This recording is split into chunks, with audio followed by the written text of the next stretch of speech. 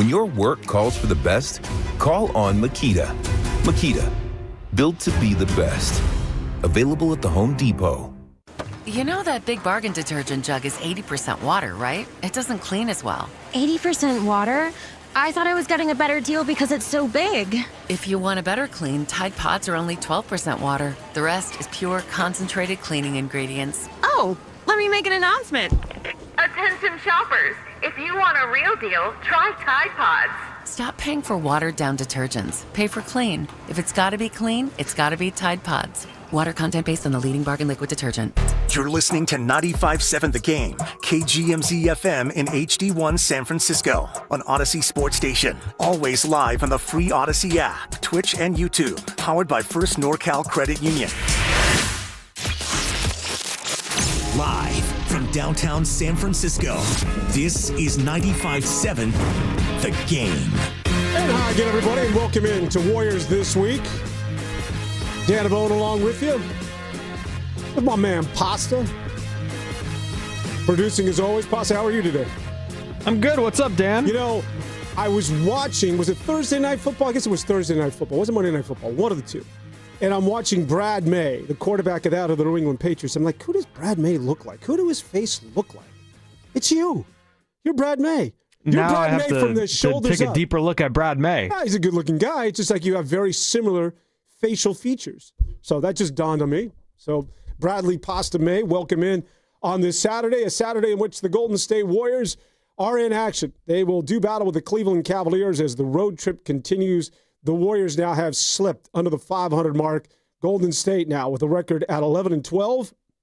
They sit at the number 8 seed, and things are getting a little interesting behind them because I had talked about the Memphis Grizzlies as a team to keep an eye on with the return of Zach Edey, now just a game back of the Golden State Warriors, which should put things in some sort of perspective that you're staving off the hapless Memphis Grizzlies. But that's where things are at this point as Golden State and the Cleveland Cavaliers get underway this evening, beginning at 4, let's see, what time is tip tonight? Tip is at 4:30 as the Warriors and the Cavaliers, who are an injured-riddled team, do battle with the Warriors, but the Cavs are getting healthy. A lot of teams now, and we'll get into this as Evan Giddings joins me here on Warriors This Week, a lot of teams now are not only getting healthy, but we're beginning to see things make a little bit more sense as far as the standings in both the Western and Eastern Conference. But as far as the Warriors are concerned, it's a bit of a slide. Not sure where we go from here.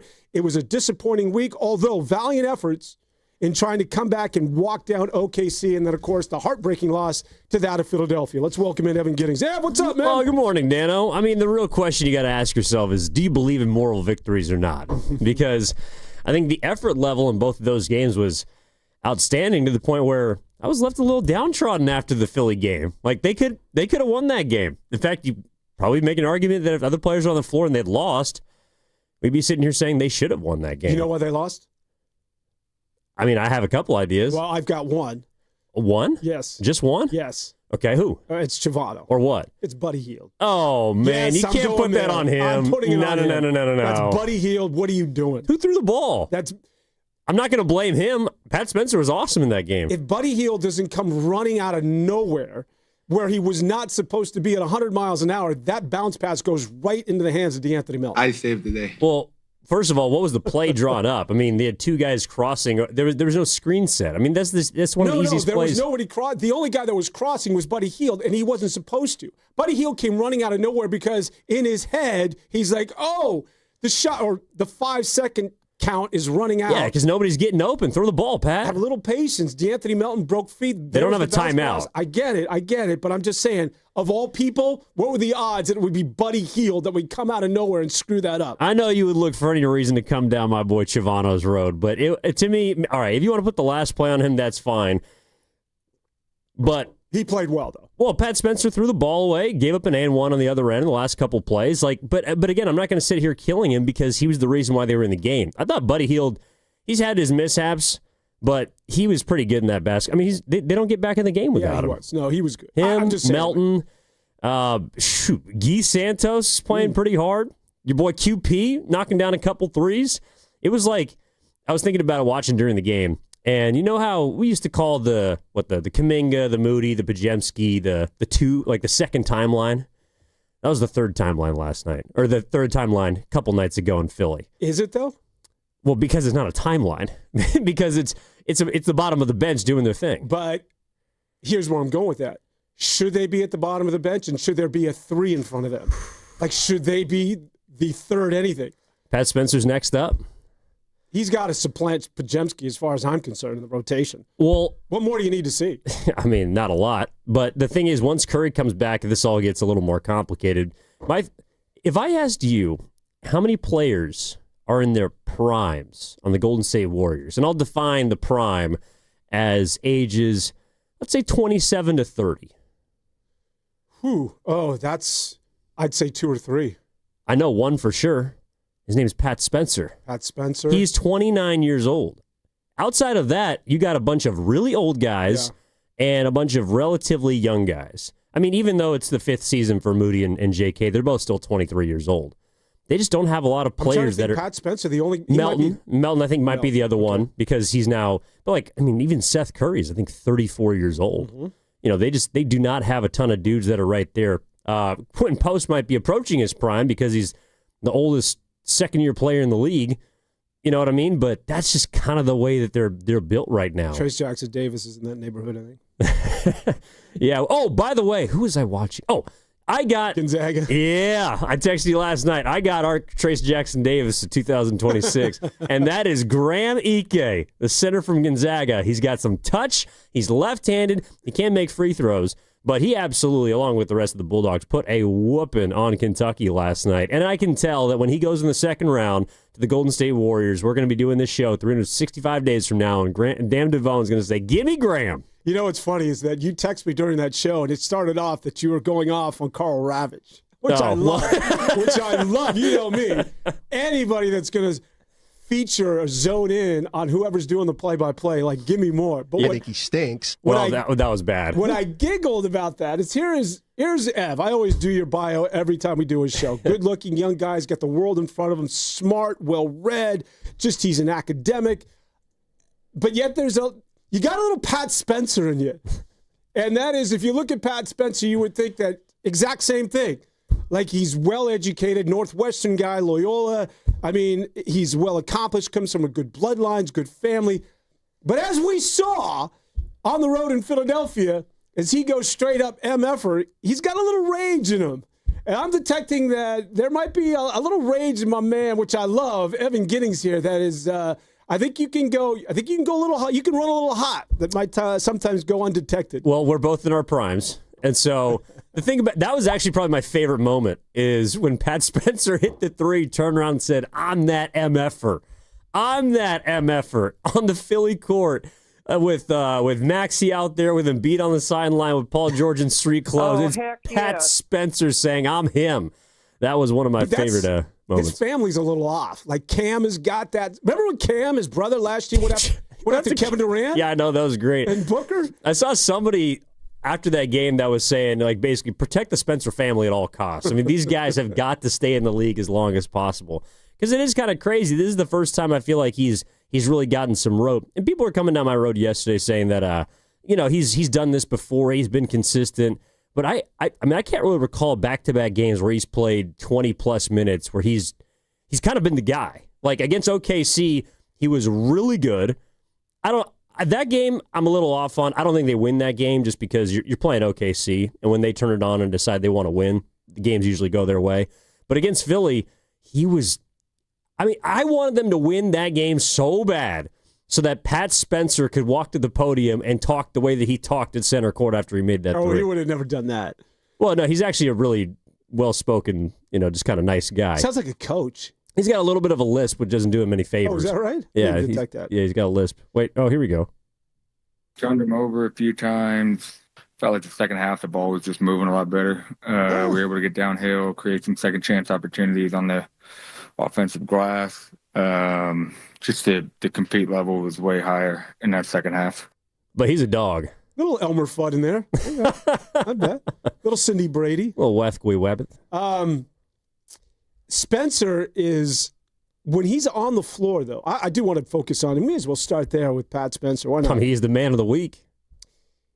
You just feel as though you got a point guard when he's on the floor, right? Doesn't it feel as though he has the point guard mentality, which is sort of missing on that Warrior team? Even when you have Draymond running the point or Steph, who's sort of a 2, I think. And Podziemski, to me, is not a natural one. But when you look at points who are always, their head's always up, right? They're always looking to distribute. They're always moving the basketball. You know who's another guy to keep an eye on who I think single-handedly is going to change the fortunes of one basketball team is a guy by the name of Ryan Nembhard. Oh, yeah. It's Andrew's little brother. So now you got Cooper Flagg sliding over to his natural position, and this guy's a natural point. What's the one thing that Dallas has needed since the departure of Kyrie Irving is a guy who just simply wants the ball and is looking to get the ball in the right guy's hands. And he'll break down a defense. He can get his if he needs it. He'll hit a 3. And that's Pat Spencer's sort of a poor man's Ryan Nembhard at this point.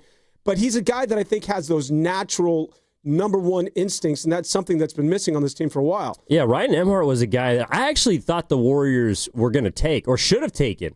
And we don't know what Tui's going to be because he's kind of a longer developmental type project. Will Richard, you're obviously getting early returns on.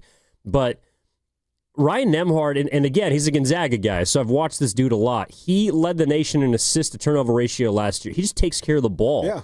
And the only thing preventing teams from being interested in him was the fact that he's 5'11" on a good day. Small. And he might be shorter than us, but that dude can play. He can shoot. And I think I read some stat that he's the first undrafted rookie with back-to-back double-doubles, or maybe it's 15 and 10, like in the history of basketball. So you're right. I mean, they got waxed last night by OKC, but he's a dude that's going to help them. And what he is what the Warriors, up until, I would say this week, to me, Dan, didn't have, and that's a backup point guard. I mean, you go back the last couple of years, that was something that they kind of had, right? You go back 2 years ago, you could see why Pat Spencer didn't emerge because they went out and traded for Chris Paul, right? That's your backup point guard. Last season, they had, I think they started out believing that Podziemski could be kind of their backup point guard. That didn't work.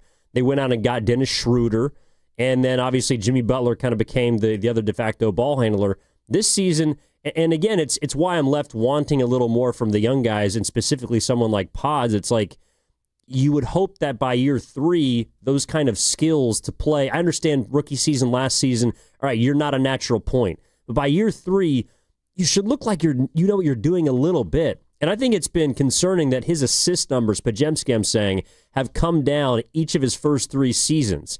Meanwhile, his turnovers have gone up. That's going in the wrong direction, not even getting better. So I'm with you that what Pat Spencer is doing for this basketball team is something that right now they just do not have. And it's because Pods has been able to fill the void, and there's no one else besides Curry, as well as Butler, who can really handle the ball. Yeah, Podziemski's just sort of an odd offensive player. Sometimes he's good, but he can't be the focal point. Like, when he works well off of Steph and when other stars are out on the floor and you're not focused on Podziemski, but when Podziemski has to generate offense, to me, it's always sort of clunky and it's a little bit off. Spencer is just a natural. You can just see the instincts are very sort of natural. He's an organic sort of point guard. And immediately when he comes onto the floor, you can see the bounce in his step. And that's exactly what you need, somebody to set the table. When you talked about Ryan Nembhard, he came from Mount Vernon High School. Mount Vernon High School, you know who he played with? Like, he played with just about Cade Cunningham, Jalen Duren, Moses Moody, Scotty Barnes, all on that team, man. It's like ridiculous. And of course, he went to Gonzaga. So when you talk about, he's already played with NBA basketball players. So, yeah. I think it's something you take into account if you're going to think about drafting a guy like Ryan Nembhard. But yeah, hey, man. There's something to cheer about, and it's Pat Spencer. Well, that's the thing. It's like... And DeAnthony Melton. All right, so we're going to go down Pods Road a little bit. Pods is like a bookie. Pods is the guy... He's the middleman. He's the guy who gets the people who decide what money should be spent to the people who are organizing the whole operation. He should not be making decisions about if he's going to bet, if he's going to gamble, if he's the one that should be running the entire book. He's like my bookie. Yeah, I'll say it. My bookie. Whenever I give him a little bit of cash, I need to have confidence that he's going to get the money to where it needs to go. But, thank you. But I don't want Pods in the middle of the money. You know what I mean? Yeah. Like, that's where he really, to me, has not taken the leap. But a guy like Pat Spencer, I mean, I'm curious to see what he'll do against Cleveland and Chicago, because now the thing is, the next step is, all right, now you're on a scouting report. Like, people know who you are, what you can do. And one of the reasons why I don't think he's played a lot is because up until recently, I haven't got the feeling that he's a great shooter, but he's knocking down shots. He might be the only guy in this team that's willing to take a mid-range. And that's another outside of Jimmy Butler, who's not playing. And so I just think that he stands out in a positive way. Yes, because he's playing well, but because he does all of these other things that either the rest of his teammates aren't willing or capable of doing. I love it when you make analogies in basketball and it has to do with gambling and bookies. I mean, that speaks volumes of your personal life, but I digress. When you talk Surprised he about, hasn't come down my road yet for my activities last night. when you talk about, we'll get there. Yeah. When you talk about Pat Spencer going forward, as it relates to Podziemski, and there's another person we need to throw into that circle, and that being Steve Kerr. Like Steve Kerr, we almost saw the transformation just within this past week, where Steve Kerr was still going to Podziemski, was still relying on Podziemski, was still saying Podziemski's my guy. And that OKC game, right, where he pulls Spencer for Podziemski. Spencer was one of those guys, if not the guy, that was helping walk down OKC. And he was, the guy that was stirring that comeback. And yet he's pulled for Podziemski inexplicably. And I think it was Steve Kerr saying, well, listen, it's Podziemski. I still have confidence in this guy. And then what is it that we saw just a couple of days later? Almost the exact same scenario presenting itself, but this time replace OKC with Philadelphia. And here come the Warriors once again battling back in the fourth quarter. But guess what did not happen? Is that you didn't see Podziemski come into the fourth quarter and replace Spencer. Well, the difference was the Paz was actually playing well against OKC. He might have had the worst first quarter of his life against the Sixers. I mean, I agree that it was, in hindsight, a mistake, and that Kerr probably wanted that one back. But in the moment, I did text my friend, "Why is Pat out?" But I thought it would be for Seth or for Buddy even, because whether you like him or not, I mean, Pod said played well in that game against OKC. He did not play well against Philly at all. Neither him nor Kuminga played a single second in the fourth quarter. Moses Moody, Jonathan Kuminga, Brandon Podziemski, on a night when Jimmy Butler didn't play, Steph Curry didn't play, and Draymond Green exits after 9 minutes, none of those three guys were in the starting lineup. You know how much money was on the floor? That's crazy. You know how much money was on the floor in crunch time in Philly? He had I think Pat is making a couple million. Guy Santos is on a minimum deal. You have Quentin Post, who's on a second round salary. You had literally 2.2, $3 million because DeAnthony Melton's making vet min. You had, oh my gosh, they don't even have the guys' salaries on here, the rest of the dudes, because Pat Spencer's on a two-way deal. So you had less than $10 million on the floor. Jimmy Butler tips more than that in against a week. Tyrese Maxey. Yeah, Butler's making that in a game. What do you think of Maxey? Well, he's been ascending, but he's arrived now. What's interesting about Philadelphia, it's that it's no longer Joel Embiid's team, and this has happened within a year. You build around Maxey. Maxey is a star. That block at the end of the game. I mean, if you watch that ISO on Maxey, who takes a bad shot, he goes into the front row or he goes into the bench. And what's the one thing about Maxey, right? If I was to say Tyrese Maxey, what comes into your head? Speed, right, man? And he just, I don't know how he got down and caught DeAnthony Melton with that block, but what a way to finish a game. I mean, I'm with you. You would love to see the Warriors win it, but if I'm a Philly fan, that's about as thrilling a victory that you're going to get. Well, it was funny because I was listening to after the game. There wasn't, obviously there's Warriors wrap up here with, I think Grandy was doing it, and so I was listening a little bit, but I'm like, I kind of wonder what the Sixers are feeling about this game. So I tune over to their post game, and they're pissed. They're like, how did we almost blow this game in which we were leading by 24 points with Maxey? I think Embiid didn't play the second half, but he played a decent amount, stunk up the joint. we got most of our guys, and they're like, who the hell is Pat Spencer? Who's this guy with the handlebar, the lacrosse player who is playing basketball, which is, by the way, another reason why you know he loves the game. That dude is the greatest lacrosse player maybe in the history of college. And he's like, nah, I think I want to play basketball. I just love basketball. But, yeah, Maxey, that play might have been the most impressive defensive play I've seen this season. No, yeah, definitely. I mean, you're right. He was in the bench, and if you take a still shot of when Buddy Hield, by the way, that was a great pass by Chavano. Good pass. Was a good recovery. Really good pass by Chavano.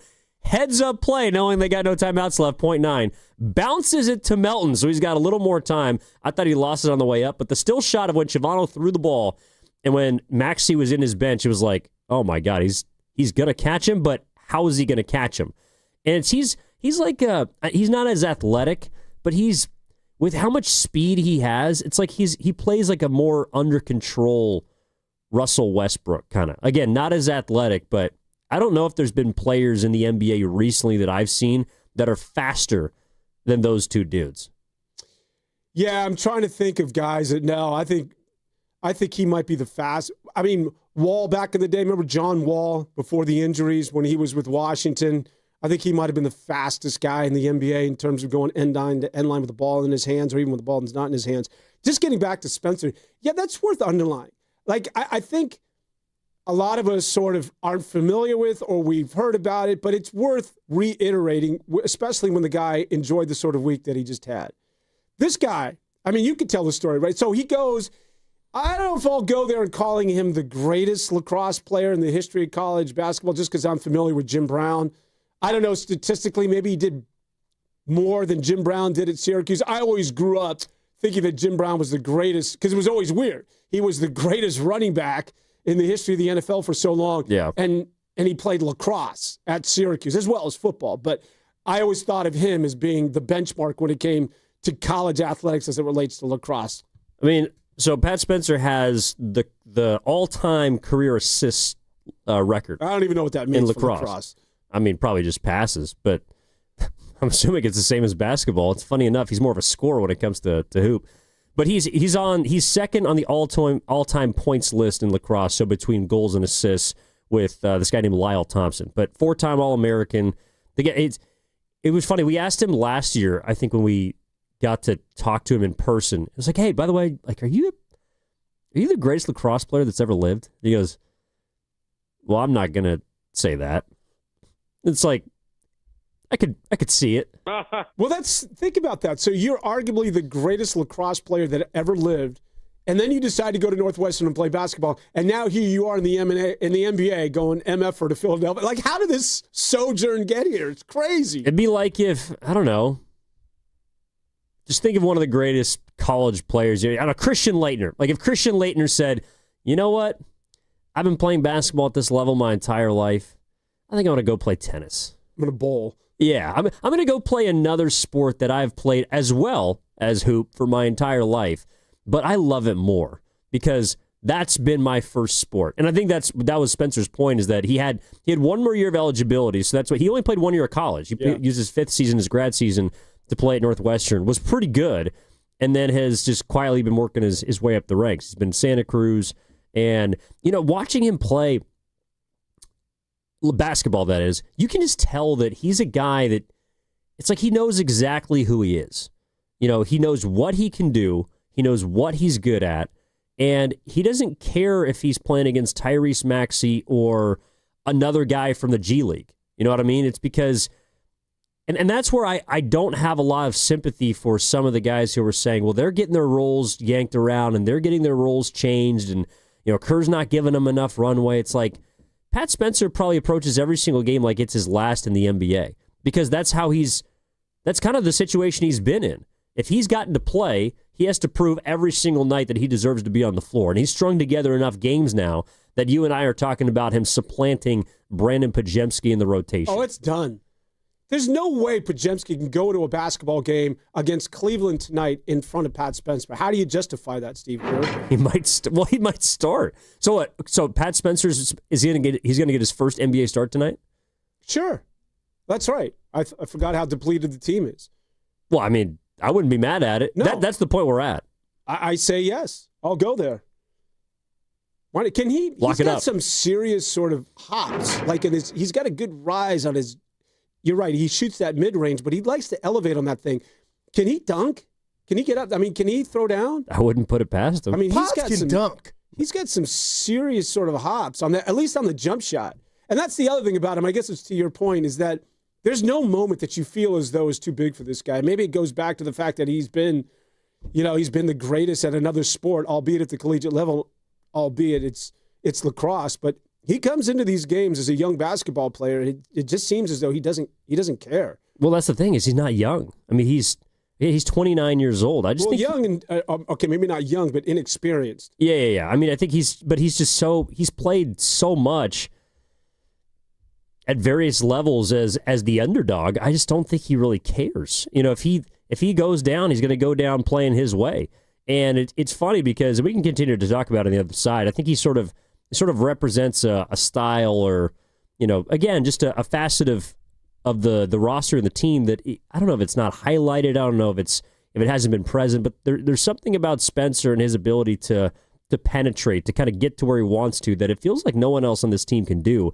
And that's, again, why I think he's going to continue to play at least until Steph Curry returns. All right, 888-957-9570 is the number. This is Warriors This Week with Evan Giddings and Dan Devone. We'll step aside, come back after this, all ahead on 95.7 The Game. Television sales on Black Friday set new records as millions of Americans snapped up the hot deals.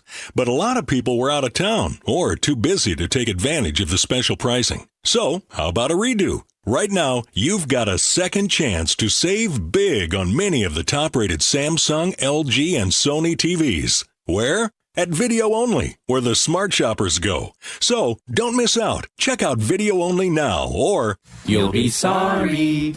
I am dedicated. I am TNT. With Team in Training, you will reach your best physical self so blood cancer patients can reach theirs. Change your life by joining a marathon, half marathon, triathlon, or a cycle event, and you'll change the lives of blood cancer patients. I am committed. I am TNT. After 600,000 participants and almost $1 billion raised for treatments, TNT has helped the Leukemia and Lymphoma Society make a significant impact in the advancement of blood cancer therapies that save lives every day. I am making a difference. I am TNT. Join TNT. Expand your circle of friends to be part of a very special community. Train with world-class trainers and have the chance to be part of the most exciting endurance sports events in the country. Or train on your own schedule with TNT Flex. Join TNT and fundraise while you train and take part in getting us all closer to a world without blood cancers. Join TNT now. Go to teamintraining.org. When businesses thrive, communities score. That's why Bank of America is the official bank of FIFA World Cup here in the Bay Area. And our more than 110 local business specialists are ready to help your business win. What would you like the power to do? Learn more at bankofamerica.com/local business. Bank of America, official bank of FIFA World Cup 2026. Bank of America Corporation, all rights reserved. If you've been diagnosed with moderate to severe plaque psoriasis, this is what it sounds like to be 1,000,000 miles away. Imagine being 1,000,000 miles away. Tremfya guselkumab, taken by injection, is a prescription medicine for adults with moderate to severe plaque psoriasis who may benefit from taking injections or pills or phototherapy. With Tremfya, clearer skin is possible. In clinical trials, at least 70% of patients saw at least 90% clearer skin at 16 weeks. Results may vary. Tremfya is also indicated for adults with active psoriatic arthritis. Serious allergic reactions and increased risk of infections and liver problems may occur. Before treatment, your doctor should check you for infections and tuberculosis. Tell your doctor if you have an infection, flu-like symptoms, or if you need a vaccine. Ask your doctor about Tremfya. Call 1-800-526-7736 or visit Tremfya.com. What if you could have reliable and intelligent Wi-Fi? And get this, what if you could keep it at the same price for 5 years? That's the Xfinity 5-year price guarantee. 5 years of Wi-Fi that boosts speeds to the devices that need them most. That finds and fixes problems before you even notice them. Like super intelligent Wi-Fi with a 6th sense. And that keeps you gaming in the fast lane, even when the whole family's banking on bandwidth. All your devices working in perfect harmony for 5 whole years. And here's the best part. No annual contracts, no hidden fees, and our best equipment included. Hey, let's face it, a lot can change in 5 years. Kids grow taller, dreams grow bigger. But your Wi-Fi? It would stay reliable and the price would stay put. The Xfinity 5-year price guarantee. Lock in your price and unlock the possibilities. Xfinity. Imagine that. Select plans only. Restrictions apply. From Carriage House to Glass Aluminum Doors, R&S Doors has a full line of commercial and residential garage doors and gates to suit anyone's taste and budget. Visit rsdoors.com. R&S Doors. Look for the red truck. This is the sound of Claire, cooking dinner at home. And that's the sound of a fraud alert from Wells Fargo, flagging a charge for a pricey restaurant in Paris. Considering Claire isn't in Paris right now, that seemed odd to the bank and to Claire. 2 taps later, Claire says nope to the charge, and Wells Fargo is on the case. However you make money work, Wells Fargo can work with that. Wells Fargo Bank, N.A., member FDIC. Welcome back to Winter Hack Radio, the place for clever hacks to survive the season. Icy driveway? Well, try spreading sand or birdseed to help with traction. Snowy puppy paws? Well, grab a whisk, brush it off, done. Catch COVID-19? Well, just get... Actually, there's no hack for COVID-19. But if you test positive, prescription medications for COVID exist. Ask your doctor if they're right for you. Visit PfizerForAll.com to learn more. Sponsored by Pfizer. So, what are you reading? I'm checking out the ratings on the new TVs, and it looks like Samsung, LG, and Sony got the best scores. Just like last year. What about those new high dynamic range TVs? They got the highest scores of all, but their prices are really high. Did you check online? Yeah, their prices were about the same. Well, there's one place where we can get a hot deal on those top-rated models. Where? At Video Only. Check out the ratings on TV stores. I see. Video Only scored better than the others. So, if you want the best deal on the best TVs, then we should take our TV ratings and head over to top-rated Video Only. At Video Only, you won't find huge stores with refrigerators or microwaves, but you will find the best deals on top-rated TVs, soundbars, and monitors. Shop around. Just make sure you visit Video Only, because if you don't, you'll be sorry. In Mountain View, San Mateo, Union City, Dublin, and San Rafael. Video Only. Every morning, we rise and shine, make breakfast, and brush away the night's rest. These routines help us start the day off right.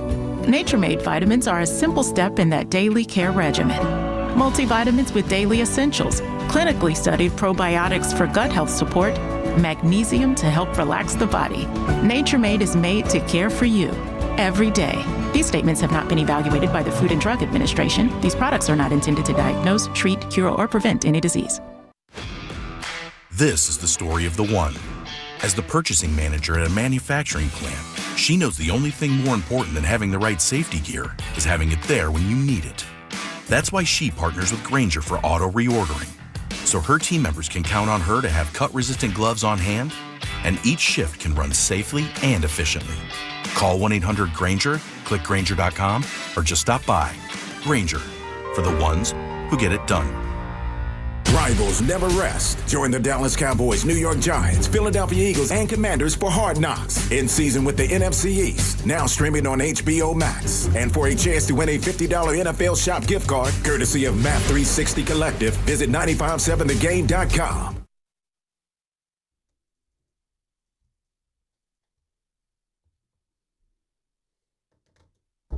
Spencer at midcourt, off the screen. Spencer keeps his head up with a dribble. Finds Santos.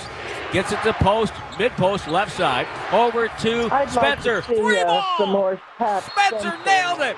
And he's really happy with himself, patting himself on the chest and says, look at me now. I'd like to see some more Pat Spencer in my life. Now back to Warriors This Week on 95.7 The Game. Now, Pasta, was that Jan? That was the first Jan was not intentional at all. That was actually pretty good. We all need a little more Pat Spence in our life. I'd like to see some more Pat Spencer in my life. I like Tim Roy's version of what happened, the Disney version of the MF. Oh, yeah. I'm that guy. Not exactly what he said. Yeah, I'm that MF. You want to tell everybody where you were last night? Our audience enjoys that. Last night I was at. Oh, actually, no. And that look, you always. Pasta now has the quickest trigger. I think of all the producers here. He's getting pretty good. Are you saying that because I'm inexperienced? He's what's the puppy? He's out of control. He's getting stronger. What did I do wrong? We must stop him. No, I was out at Danny Coyle's last night. Do you watch Black Magic? The what? Black Magic, the show. I know Black Magic Woman. Is it Black Magic? I think it's not Black Magic. It won the award for the best episodic stream. It's out of London. Is that the show where every episode's about a different thing? Yeah. It is. It's not Black Magic. No. Black Rabbit. Black Rabbit. It is Black Rabbit. Oh, we're thinking of two different things then. But continue. What are you thinking of? I don't know what I'm thinking of, apparently. Do you know Black Rabbit, Pasta? Yeah, I thought it was like Black I've heard Door of or it. something. From you. Okay, you would be a perfect episode. Like, when he goes home and he spends time with his girlfriend, Adriana, and Adriana asks him a Black question. Mirror. Black Mirror. Yeah, Pasta. Black Mirror. Come on, man. Yeah, Daniel Kaluuya was in Black Mirror. It's a That's great right. show, Yeah. man. That is incredible. Thought-provoking television. Which episode were you going to go down? No, I'm just saying he'd be a great idea for an episode where, like, in his personal life, Adrian asks him a question and he's just answering in drops. Or he can't. All he can do is answer in drops. He lost his ability to communicate. He can only speak in drops. That is honestly kind of a part of the language skills As that a you producer? build. Yeah, it's impossible to not think in drops. Which actually, now that you got me on Black Mirror, that reminds So me. are you out on a date or you're having dinner with somebody and you're thinking, God, that'd be a great drop if I was just like this. I could use a drop right here for what it is they just said. If they understood the drop, then it would be funny. Yes. And I've told a few women that I've gone on dates on that there's sometimes when if I'm spaced, it's not that I'm not listening to you. It's that I think of something because it's my job to kind of, again, intersect sound with other sound bites.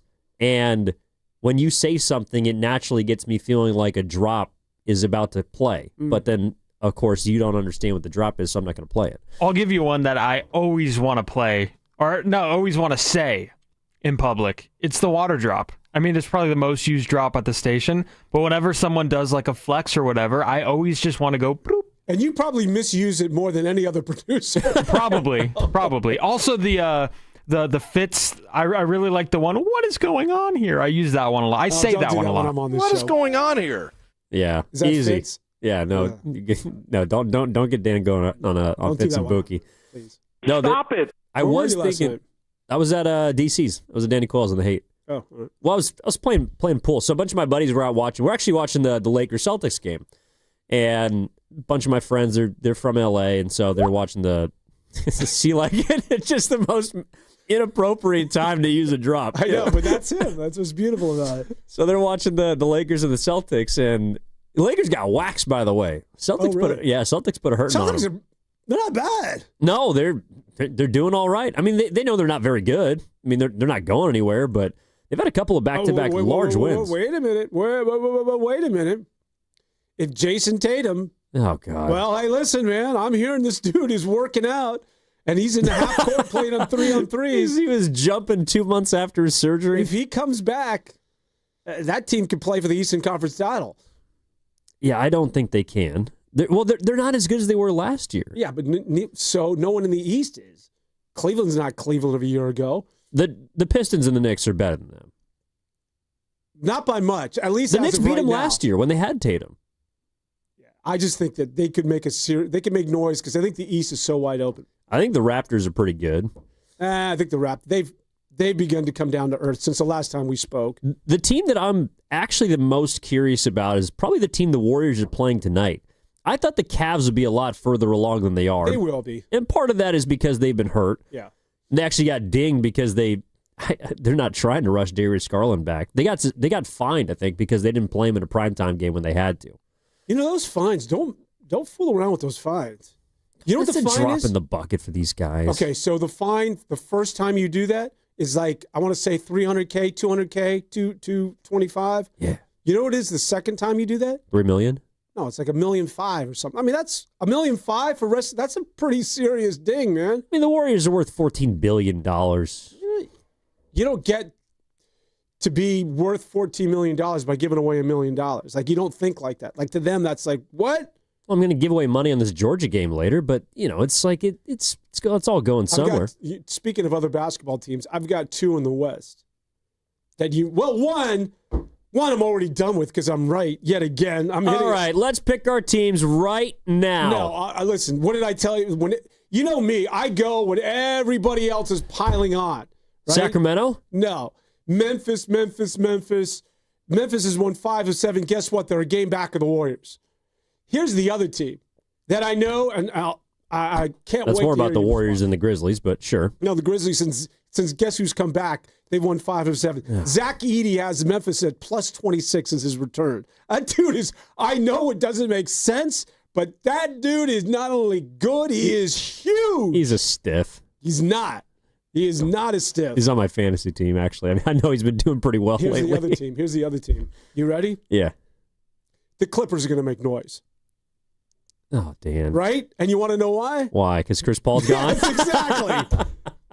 Chris Paul was getting to the point where it's like, bro, you have just got to go. Well, actually, we should look at this now. I'm not saying they're going to go to the Western Conference Final. They're not going to be, I don't think they're going to be in the lottery. They're not going to be a bottom 3 team in the West. Well, and, thank God, because you know where that top 5 pick is going, right?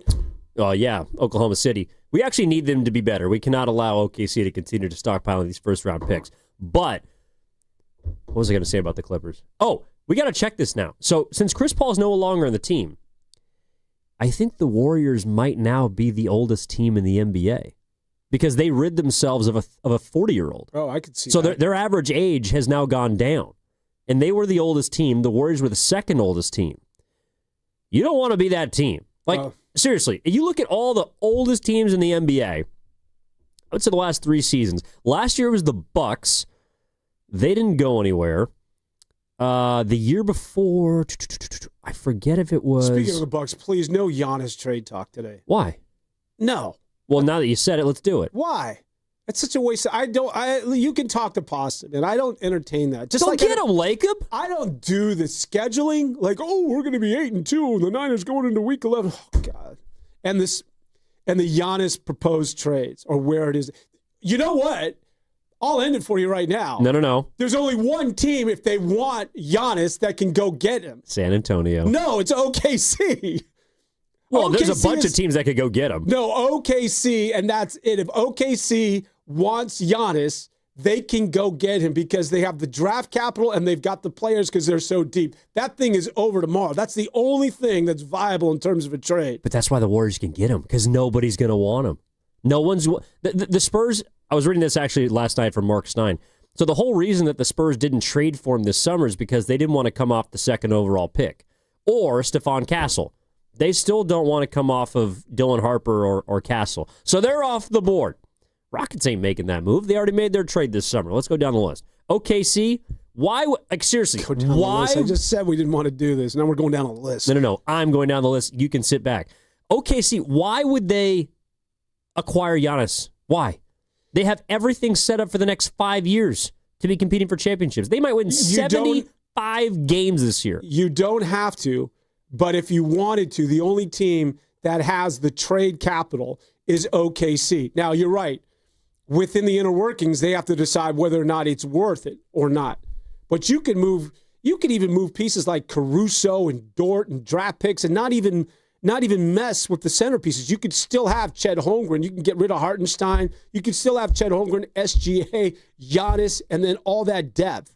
But it's just a matter of whether or not you want to do that or not. But you're the one team that can. I can't believe I'm saying this, but if the OKC Thunder acquired Giannis and combined a bunch of those guys who you're talking about, that would be idiotic. I mean, they are by far and away the best team in the NBA. And until they get beat in the postseason, if and when that happens, that to me is the only time they should consider a trade, a la what the Warriors did acquiring KD in 2016, although that was a free agent. The team to look out for in the Giannis sweepstakes, it's not the Golden State Warriors. It's the Atlanta Hawks. Oh, God. Miles Turner and Trey Young, and then so you move. Miles Turner's on the Bucks. Oh, I'm sorry, Trey Young, and then what are you going to do? No. Trey stays. They want. You are not making a trade without Trey Young. They want Risa Shea and a boatload of picks. Trey Young's got to be part of it. Give him a Kongwu. Well, he's going to want to stay in the East. I mean, why would Trey Young goes, come to the West? Which he will, then if I'm Giannis, I'm like, why am I going there? It's the same. It's Milwaukee, except it's in Atlanta. The Warriors could get Trey Young. Oh, God. Let's just... Pasta, come over here. You can take over the mic. I'll just teach me what? He's in his prime. It's the dumbest thing I've ever heard. You want some just players that are in their prime? Drops. Okay, first of all, you said you were in on Ja Morant, but you're not in on Trey Young? I don't want Ja Morant on my team. But you just said that Memphis is going to catch Golden State within the coming days. Actually, by the end of the weekend, they might be ahead of them. I'm just saying Memphis is going to be a better basketball team. I didn't juxtapose it to the Warriors. Well, the only reason that you like Memphis is because you have this weird fixation on size and height, and the guy who's the biggest body in the NBA happens to reside in Memphis. I don't think Giannis is going to go, well, they tried to, the Knicks, that was serious talk. He wanted to play in New York. I also wouldn't trade for him if I was New York. I mean, they get, so what? You would be giving up Bridges or Anunoby. You would be giving up... Cat's got to go. Well, I think actually Cat you'd try and find a way to keep him so you could have them play together. But, I mean, it'd be what, Hart? And then some combination of Bridges or Anunoby? That's a pretty big part of their team. But Josh Hart's really good for them. But it's Giannis at the end of the day. You know why I wouldn't but you don't want him with the Warriors. Okay, so. Here's the other part of this. Is that Giannis went out with a calf strain the other night. Like, whoa, wait a minute. So did Draymond. He'll be back. Wait a minute. Yeah, but remember last year? Anytime the calf, Achilles, hold on here. Well, it could be any other part, but the calf and the Achilles, especially with him, I don't know, man. KD, remember that? My calf hurts. Pop 2 days later. Has Pat Spencer taught you nothing? You can't play scared. All things go back to Pat Spencer. You can't. Has this man taught you nothing the last 2 games? You cannot walk around playing scared in the NBA. Cavs, they happen. Let Celebrini take care of it, or whoever the Celebrini is for those other teams. So give me the Warriors' proposed trade. Look, give me this. Oh my God. I've actually been trying to figure this one out, and the biggest problem is who on any other team that has something worth of value wants what we have. Exactly. Well, they want our draft picks. Not really. There's better opportunities. A lot of those are I actually think... How many unprotected do they have? 4 up until 2032. I want the Warriors pick in 7 years. But based on what I'm seeing now, I want their pick this year. Jeez. They're under 500. But then who are you offering? If I'm the Warriors, I might want to keep that first-round pick. Who am I going to plug and play if I'm Milwaukee? Spencer. From the Warriors roster. Pat Spencer. No, I mean, the trade chips are probably Kuminga, Moody, and Podziemski. Which, by the way, so we were talking about this a little bit in the green room yesterday. We didn't have a chance to bring it to air. Are you... was the Markkanen deal a miss? In retrospect?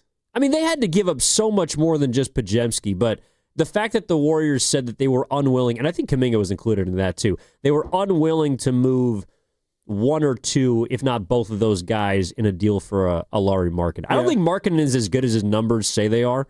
I think he plays in a very offensively friendly system, but he's pretty damn good. But he's one of those guys that you mentioned in the last block that this is one of the few guys who's in his prime. I want to say late 20s, right?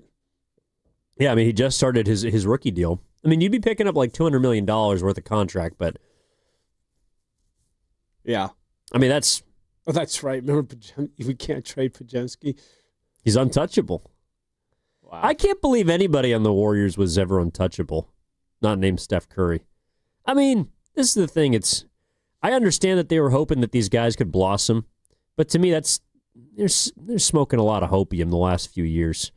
I mean, this has kind of been in the works. It's like every single night they play a team who's got some young guy who, and he may not be all world. I'm not talking about like a Maxey who's 25 years old, but just like everyone's got a Ryan Rollins. or a Ryan Nembhard.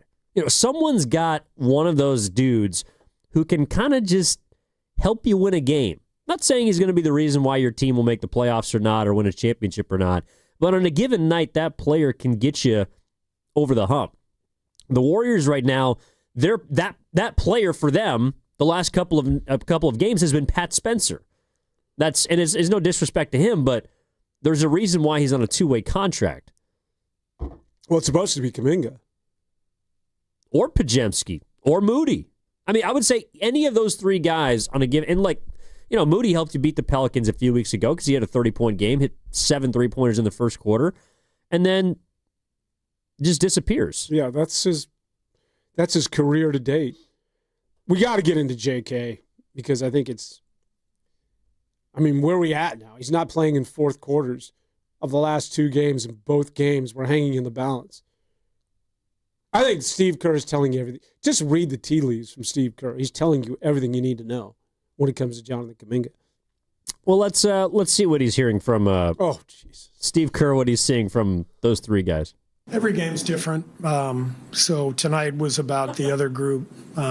Next game could be about those three. So you just roll from game to game and do what you can to try to win the game. And that's why we have 15, 17 players, But if you include our two ways, we got a lot of guys who can play, and I think we played 14 people tonight. So, we believe in our depth, and we know that a lot of guys can help us win. That was riveting. That was insightful. I actually think he said a lot without saying very much at all, which is we got a lot of guys who can play. That means I don't know who can play on this team. We played 14 guys tonight. That's because I don't know who our top 8 is. Anytime you're playing that many people, was it John Madden that said if you have two quarterbacks, you really have none? Yeah, exactly. That's what he just said. Yeah. He said we got 14 guys on this team. We really have no players.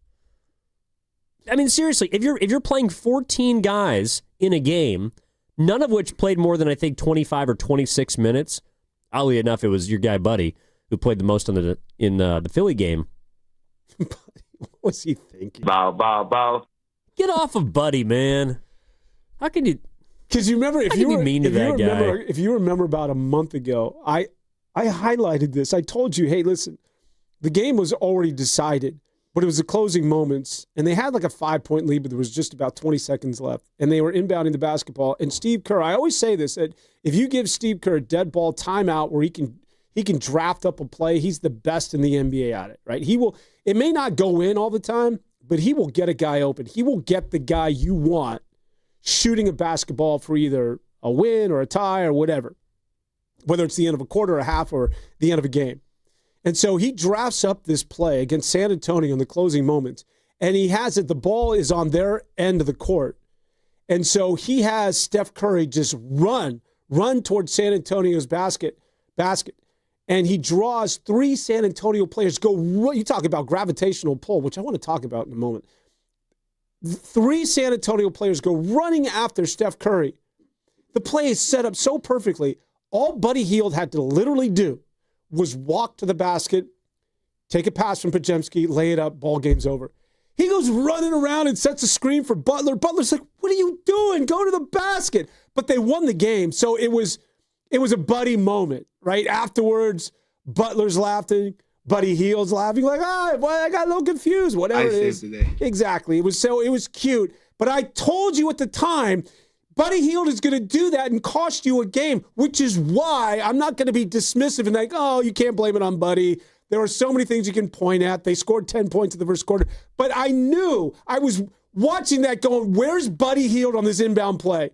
I got to keep an eye on him because I know he's going to screw this thing up. And so I listened to Steve Kerr. Steve Kerr said we wanted to clear a side, so I had Buddy go to the backcourt to clear space for DeAnthony Melton to come off of a screen. It took a little while, but then there's Buddy Hield going, what do I do? It comes running out of nowhere like Jerry Lewis. Like, I don't know, think of some vaudeville comedian. Like, you can't make this stuff up. Man, He cannot be that guy. He was like Gilligan from Gilligan's Island. He comes running out of nowhere, runs into DeAnthony Melton, ball goes.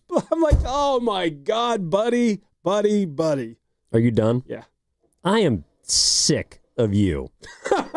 I am sick of how short your memory is. The Warriors would not be in the second round of the playoffs last year if not for Buddy Hield. Buddy Hield was your Lord and Savior in Game 7 in Houston, and you will show him some respect. 30 points. I'm not capsulizing the man's career. I'm just telling in moments like that, I would just say, buddy, go stand like 90 feet away from this play and don't move. You can just take him out of the game then if you really feel that way. You know what, buddy? In fact, we're going to have your man guard you from the bench. We'll play with 4 guys because Buddy Hield's going to find some way to mess up this situation. But I do. DeAnthony Melton just pops free. I'm like, oh, just get him the basketball. And then here comes Buddy tearing out. I mean, it's sort of laughable, man. Look, he is huggable. So again, because I like to give both perspectives, so I was watching the Sixers broadcast. I went back at the end. Do you know what Buddy Hield did? Sixer? A former Sixer, but he did a jersey swap with VJ Edgecombe. I saw that at the end of the game. I know. Yeah, VJ Edgecombe is doing his post-game interview with Kate Scott, who used to work here a few years back, and she's good. She is good. He's doing his interview, and he's shirtless because he has a jersey, and I'm like, he has a Warriors jersey. He has a number 7 jersey. Number 7 is Buddy Hield. What's the connection? They're both Bahamian. But I'm just thinking, when I first saw it, I was like, out of all people on the Warriors that you wanted to swap a jersey with, it's Buddy Chivano Hield. That's the kind of respect that you need to be paying to Mr. Buddy. But before we move off on that game and take some of these calls, the ending of that game is another reason why, like the reviews, come on, man. That was so painful. The last 90 seconds of that game took about, it seemed like 45 minutes. It was everything that's wrong with basketball. Like, did they go off of VJ Edgecombe, or was there a foul on Quentin Post, and there's Nick Nurse, like, going nuts? We need to review. It took forever to play 2 minutes of basketball. Fix that, NBA. Like, it's not worth it. Well, we're going to go to replay review, come back in 6 minutes. On the other side of this commercial break, Dan is going to talk about gravitational pull on 95.7 The Game. Warriors this week, Giddings, Devone. I see you, Scott in Berkeley. I see you, D in DC. I see all of our calls. We'll get to you on the other side as we continue to get back into the Golden State Warriors here on 95.7 The Game. Hey, it's Willard and Dibs. Willard here in spirit, Dibs here in voice, and we want you to enjoy these amazing deals for Safeway members. And as always, save up to 20% weekly on hundreds of exclusive offers with the For You on the Safeway app. Signature Select chicken, boneless, skinless breast, thighs, and or wings, just $3.99 per pound. Hass avocados or mangoes, just 99 cents each. What a bargain. Oral Wheat variety bread, 24-ounce selected varieties, buy one, get one free of equal or lesser value. When you buy 2, and why wouldn't you buy 2? You got to have 2. You put 1 in the freezer, and it's good to go. These and other great digital deals are available in the For You section on the Safeway app. Just download the weekly deals to your account, and they automatically deduct when you use your phone at checkout. The app is simple to use and makes it easy to save money. Go to Safeway.com for more details, and we will see you in the aisle. If you've been diagnosed with moderate to severe plaque psoriasis, this is what it sounds like to be 1,000,000 miles away. Imagine being 1,000,000 miles away. Tremfya guselkumab, taken by injection, is a prescription medicine for adults with moderate to severe plaque psoriasis who may benefit from taking injections or pills or phototherapy. With Tremfya, clearer skin is possible. In clinical trials, at least 70% of patients saw at least 90% clearer skin at 16 weeks. Results may vary. Tremfya is also indicated for adults with active psoriatic arthritis. Serious allergic reactions and increased risk of infections and liver problems may occur. Before treatment, your doctor should check you for infections and tuberculosis. Tell your doctor if you have an infection, flu-like symptoms, or if you need a vaccine. Ask your doctor about Tremfya. Call 1-800-526-7736 or visit Tremfya.com. Elevate your kitchen at the Miele Innovation Center at Friedman's Appliance in Pleasant Hill. Out of your dreams and into your kitchen. Select the qualifying built-in kitchen appliance package that is right for you. With unrivaled technology and luxury-grade quality, when you bring home a Miele, you're bringing home true innovation. Now, for a limited time, save up to 10% with the purchase of a qualifying Miele kitchen package. Visit the Miele Innovation Center at Friedman's Appliance in Pleasant Hill or at friedmansappliance.com. Tune in for Warriors Live today, presented by Xfinity, your home court advantage. Brought to you by Xfinity. Watch all your favorite teams all in one place. Xfinity, imagine that. To 15-year-old Harper, buying an $80 vintage rock t-shirt is a great investment. To Harper's mom, this logic has a few holes in it. So she helped Harper open a Wells Fargo Clear Access banking account. With no overdraft fees and tools to track spending, Harper's learning, one heavy metal tee at a time. However you make money work, Wells Fargo can work with that. Terms apply. Visit wellsfargo.com/deposit disclosures for fees and details. These statements have not been evaluated by the Food and Drug Administration. This product is not intended to diagnose, treat, cure, or prevent any disease. I spent years living in fear of calcium oxalate crystal stones, always afraid of when the next one would hit. Now, I just take Kidney Cop. Battling calcium oxalate stones? It's time to try Kidney Cop, a doctor-recommended kidney supplement that has been shown in laboratory tests to reduce the growth rate of calcium oxalate crystals by 99%. Get Kidney Cop today at Amazon.com, Walmart.com, or KidneyCop.com. Get in the zone, AutoZone. A blown left headlight is making Erica's drive to her son's soccer game darker and darker. So she goes to AutoZone. Welcome to AutoZone. What are you working on today? Where a friendly AutoZoner finds her 2 new bulbs. These lights have the most clarity. And helps her get back on the road so she can brighten her drive and the cheering section. All right, all right. See clearer and drive safer with new lights. No hassles, just help. Get in the zone, AutoZone. Restrictions apply. If you've been diagnosed with moderate to severe plaque psoriasis, this is what it sounds like to be a million miles away. Imagine being a million miles away. Tremfya guselkumab, taken by injection, is a prescription medicine for adults with moderate to severe plaque psoriasis who may benefit from taking injections or pills or phototherapy. With Tremfya, clearer skin is possible. In clinical trials, at least 70% of patients saw at least 90% clearer skin at 16 weeks. Results may vary. Tremfya is also indicated for adults with active psoriatic arthritis. Serious allergic reactions and increased risk of infections and liver problems may occur. Before treatment, your doctor should check you for infections and tuberculosis. Tell your doctor if you have an infection, flu-like symptoms, or if you need a vaccine. Ask your doctor about Tremfya. Call 1-800-526-7736 or visit Tremfya.com. Television sales on Black Friday set new records as millions of Americans snapped up the hot deals. But a lot of people were out of town or too busy to take advantage of the special pricing. So, how about a redo? Right now, you've got a second chance to save big on many of the top-rated Samsung, LG, and Sony TVs. Where? At Video Only, where the smart shoppers go. So, don't miss out. Check out Video Only now, or you'll be sorry. Spreadsheets, clunky software, 100 different logins just to run your business? There's a better way. Odoo. One simple, connected platform that handles sales, inventory, accounting, and more, so you can focus on growing, not juggling. Make the switch today at odoo.com. That's ODOO.com.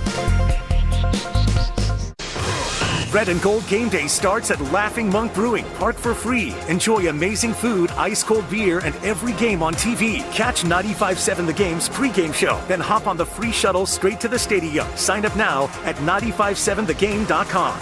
We all hear the radio ads about the IRS. They tell you to be afraid, to be scared, and they try to frighten you into calling. I'm not here to do that. Tax Relief Advocates is different. TRA is here to tell you that if you owe money to the IRS, whether it's $5,000, $50,000, or $500,000, we have a solution. It doesn't matter if you're sitting in your car, at work, or with your kids. No matter where you are, call now. 800-575-9834. Don't lose hope. TRA can eliminate or reduce what you owe to the IRS. Generous programs are now available that can give you a fresh start. Our passion is taxes and helping individuals fix their IRS problems. We have over 1,000 5-star reviews on Google and an A+ with the Better Business Bureau. You don't need to be afraid of the IRS any longer. End your tax nightmare today by visiting us online at TRA.com or call 800-575-9834. That's 800-575-9834. Tax Relief Advocates. Real solutions for real people. You're listening to 95.7 The Game, KGMZ FM in HD1 San Francisco, on Odyssey Sports Station. Always live on the free Odyssey app, Twitch, and YouTube. Powered by First NorCal Credit Union.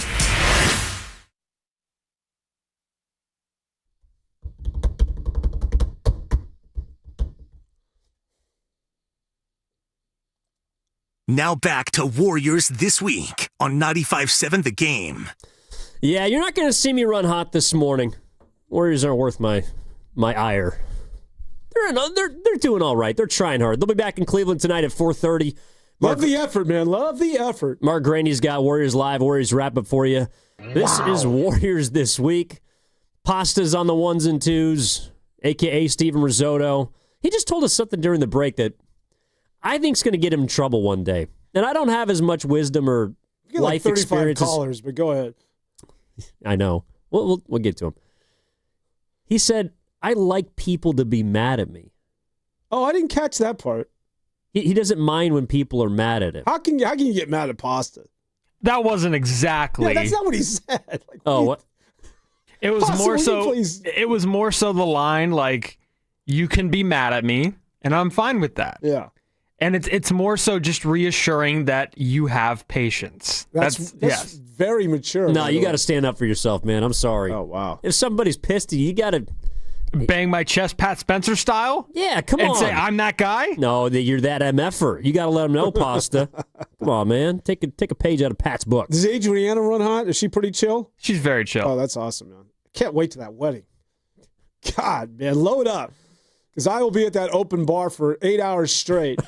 It'll be the first time anybody's ever seen you outside of this building. Well, it's going to take your wedding to do it. Yeah. And as long as they're free booze, we will be there. Let's go, man. I always imagine like you walk out of this building and just like disintegrate. Like you don't like I've never seen you outside. I can't picture you outside. I don't know what you do outside. You know, it's funny. Evan and I leave together and we walk about 4 blocks and we talk about life, and then he goes his way, I go my way, all the way to the Dolphin Club. In my mind, he stops at La Rocca's, but that's neither here nor there. I could just tell you peek your head in, you're like, oh, all the time. There's a lot of fun going on in there. I wonder what's going on at La Rocca's. God, I miss just being able to go in and drink in the middle of the day. I can't do it anymore. Well, you can. Well, you could do anything. I'm just saying, like, my day's shot, right? Then you got to take that late afternoon nap, and you're just, like, done. You could probably roll straight through. Yeah, well, if I really want to push it. But, like, so the Niners are off tomorrow. I mean, we got a bye week. That means your boy's getting after it today. Oh, baby, you're telling me I got a free Sunday? I don't have to wake up at 7 a.m. and talk about the Niners? Oh, my God. All right, let's get back on track. D is in Washington, D.C. Welcome to the show, man. Good afternoon. What's going on? Good to hear from you. Good afternoon, good sir. How are you doing? Hey, my guy, Devon. How are you? What's up, D? How are you, buddy? I can't complain, man. I can't complain. Hey, are you guys ready for a conversation about the Warriors? Well, what I'm about to say is not going to be very pleasant. It's going to piss off a lot of people. All right, D. But We're ready. I'm going to keep it short. Listen, Warriors cannot be considered as a serious basketball organization until Lacob and Dunleavy fix the size disparity that currently exists or that is plaguing this team for the last 4 years. We are too old, too short, and too debilitated of high IQ players to play within the system, the read and react system that Steve Kerr wants to run. All right?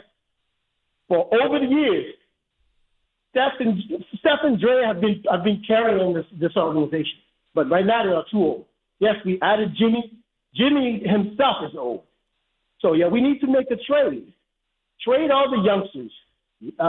J.K., Moody, Pods, all of them. Get rid of all of them because none of them is ready to ball. They're all missing something in their games. None of them is special. Get rid of them.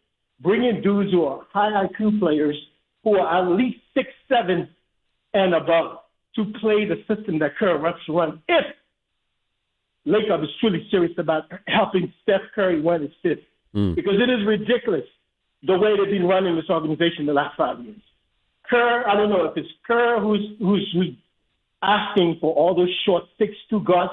How the hell are you going to have 10 players who are 6'4" and below on the roster, specifically a basketball roster?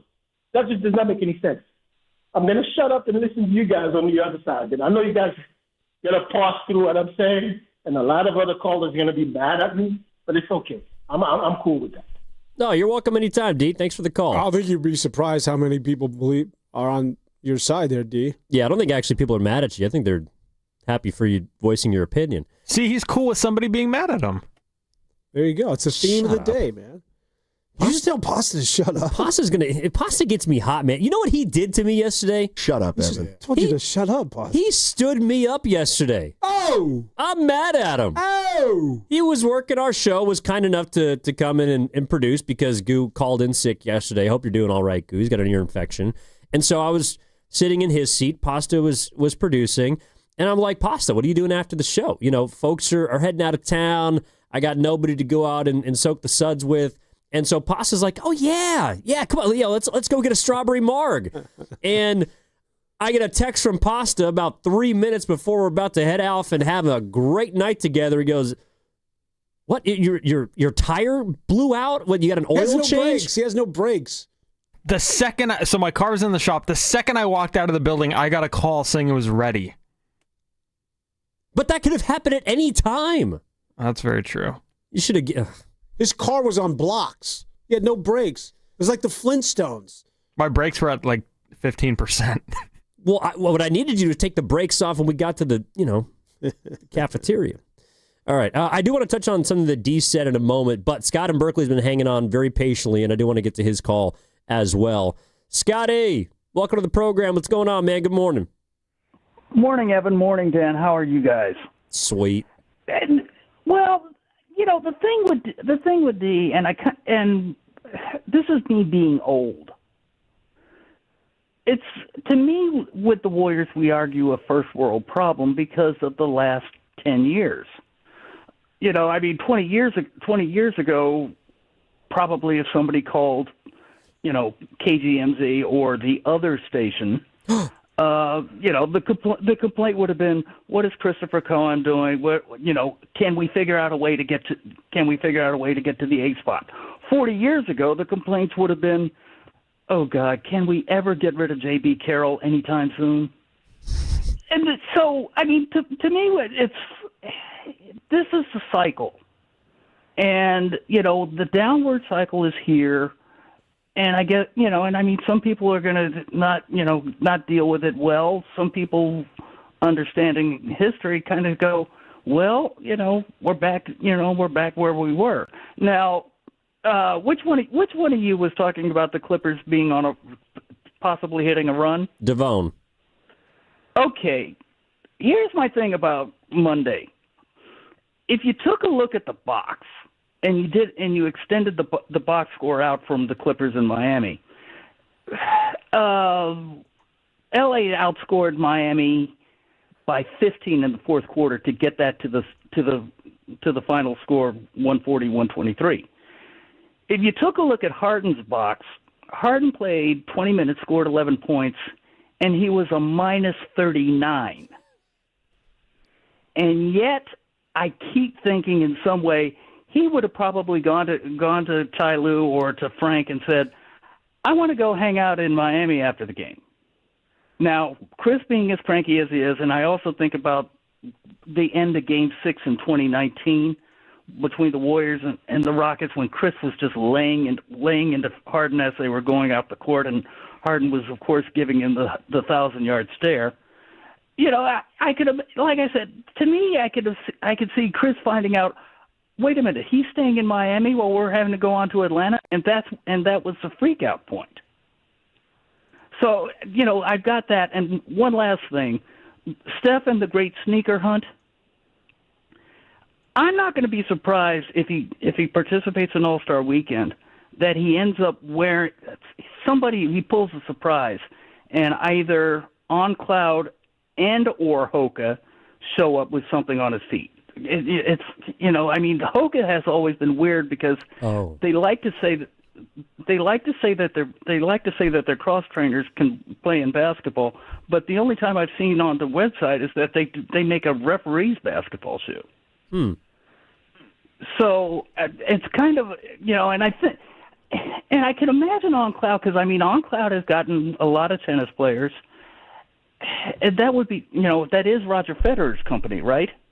I'm not sure, Scotty, but a lot covered over those 3.5 minutes. Scotty was doing overtime today. Scotty was all over the board. He went Hoka shoes. It took me a minute to figure out what he was talking about. Hokas are one of the most comfortable brands of shoes out there. I don't know anybody who plays basketball in Hoka shoes. I don't know either. Put it in the cap, though. Nike. He's going to be a Nike athlete. I like what he said. I thought it was really poignant in all seriousness. When he said that basketball teams, and what it is that we're witnessing right now, he went all the way back to J.B. Carroll. I don't know how he got there, but things happen in cycles. And that's exactly, if you were to look at this from the 30,000 feet above or just a snapshot, you know Marcus Aurelius is? Marcus Aurelius. Oh, yeah, of course. Great philosopher. Yeah, so this is sort of... I was actually watching Gladiator last night. Like, the first 20 minutes are awesome with Marcus Aurelius. But, like this iteration of 95.7 The Game. At some point, you won't be here anymore. I sure as hell won't be anymore. Nahagi won't be here anymore. There'll be different anchors. There'll be a different pasta. I'm not leaving.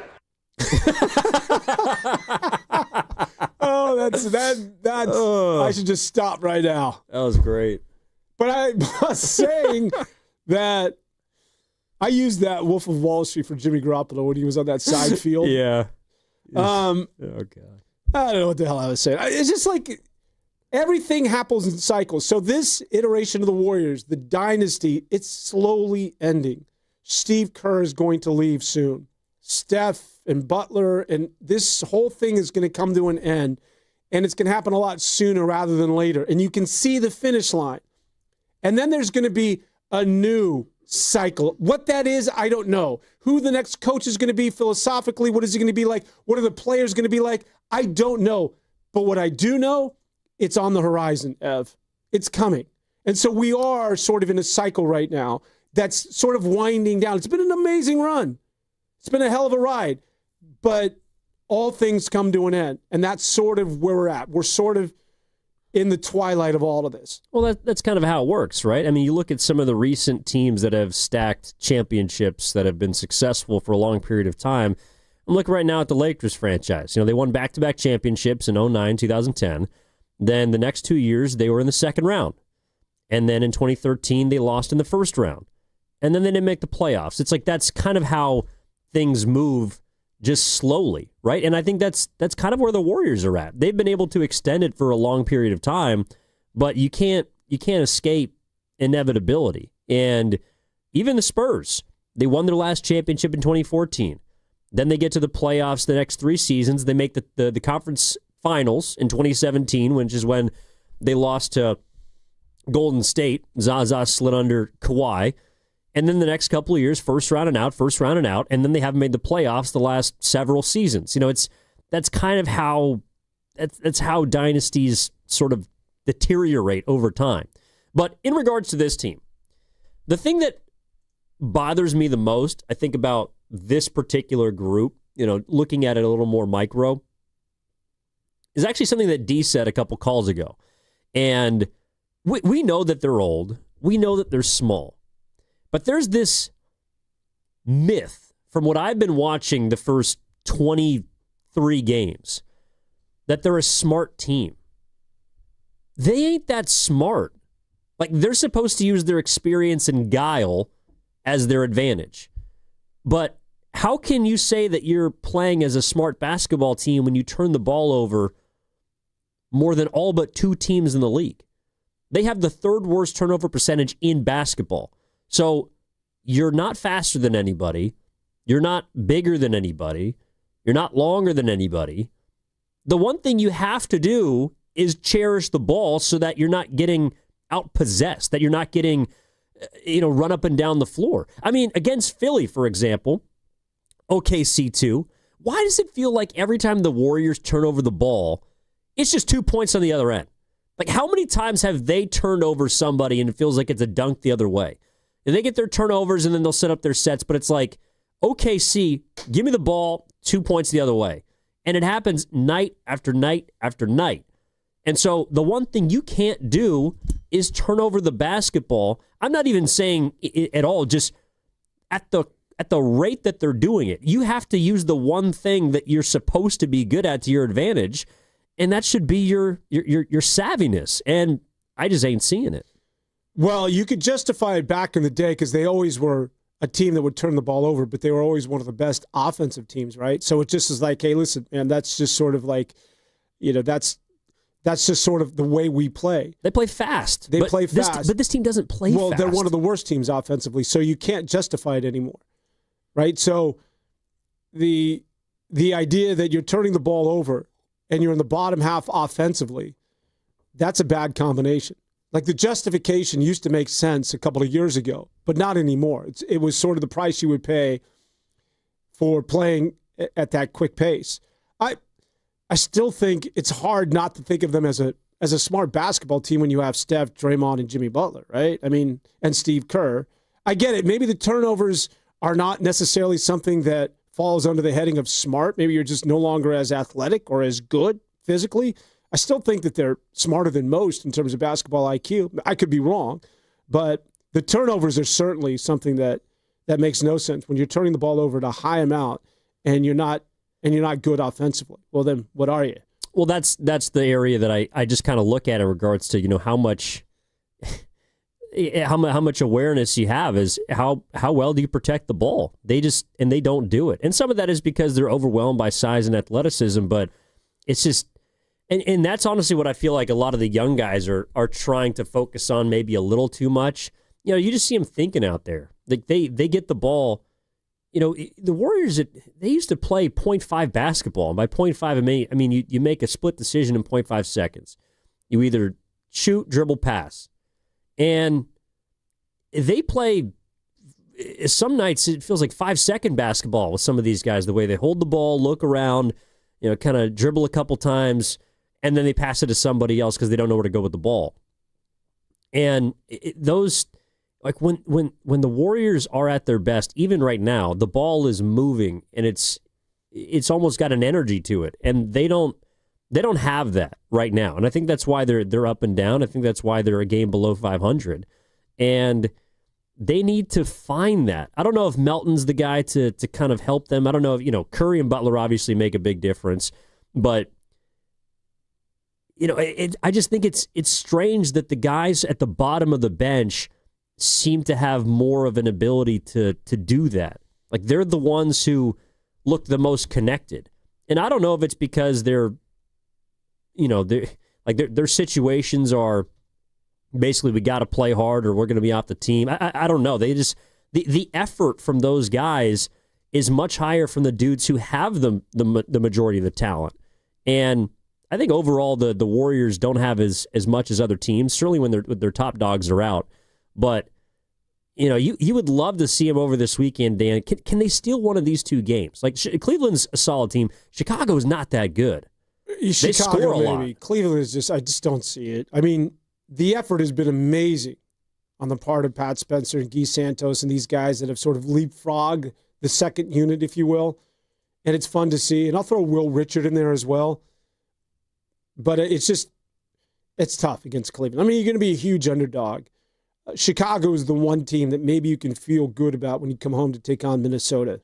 I mean, that's the one team that maybe you can get. Because Chicago, after sort of a surprisingly good start, has not been good. I just want to get back to the bigs and the fact that this is still a small basketball. Well, they don't have any. No, but why, though? I always go back to this. It's just like, it just annoys me no end. Like, Al Horford was their guy. What? Yeah. Who's having a decent year? He's a nice player. Why not? If I want a big in Boston, why not get Luke Cornett? Well, he's in San Antonio. but you wouldn't even entertain him over the offseason. No, actually, I think they did. I'm going to be honest. I don't think they could afford him. Well, he's got to be making around what it is that, or maybe it was he's got a 5-year deal as opposed to a 2-year deal. But the numbers, he's making $10 million a year. They gave him 4 for $40. No. Swear to God. Yeah, he signed a 4-year, $41 million deal with the Spurs. But I'm with you, though. I don't think that's too much. Yeah, I agree. But he's someone who could absolutely help the Warriors right now. Because Horford came in at like 2, right? I think he's making the taxpayer mid-level, which is like 5. But they were only allowed to use that because they had to save a bunch of money for Kuminga, who's kind of giving them nothing right now. Do you want to do that on the other side? Yeah, let's do Kuminga when we come back. All right, let's sneak a call in before then. Let's go to Kev, who's in Fremont. Kevin's in Fremont. Welcome to Warriors This Week, man. What's up, Kev? How you doing? I'm doing great, and in fact, tremendous. The thing is, the Warriors, I've been watching this slowly deterioration over time. The thing is, the continuity of the Warriors, the reason you were bringing up why do the bench players play so well as opposed to the players that are supposed to be playing well now that the big three are kind of hurt and out. And my point is that it's because they're willing to move and play defense, but it's not just about moving, because I think Kerr needs to adjust to the talent on the team, and I don't think he's done a good job of doing that.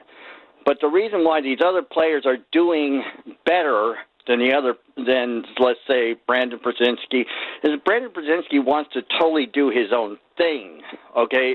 And he might be able to do steals. He might be able to do I was a big fan of Moses, but he's got a streaky thing going on. But you've got a bunch of individuals doing individual things, whether it's because they're struggling, whether because they think better of themselves than they really are. Brandon, line one. That's why you've got a bunch of people going in separate directions, and up till a couple of years ago, because this deterioration started a couple of years ago. Before that, you had everybody doing the same thing on the court, whatever their talent level. And last thing, I don't know what Kerr is going to do, or upper management after he's gone.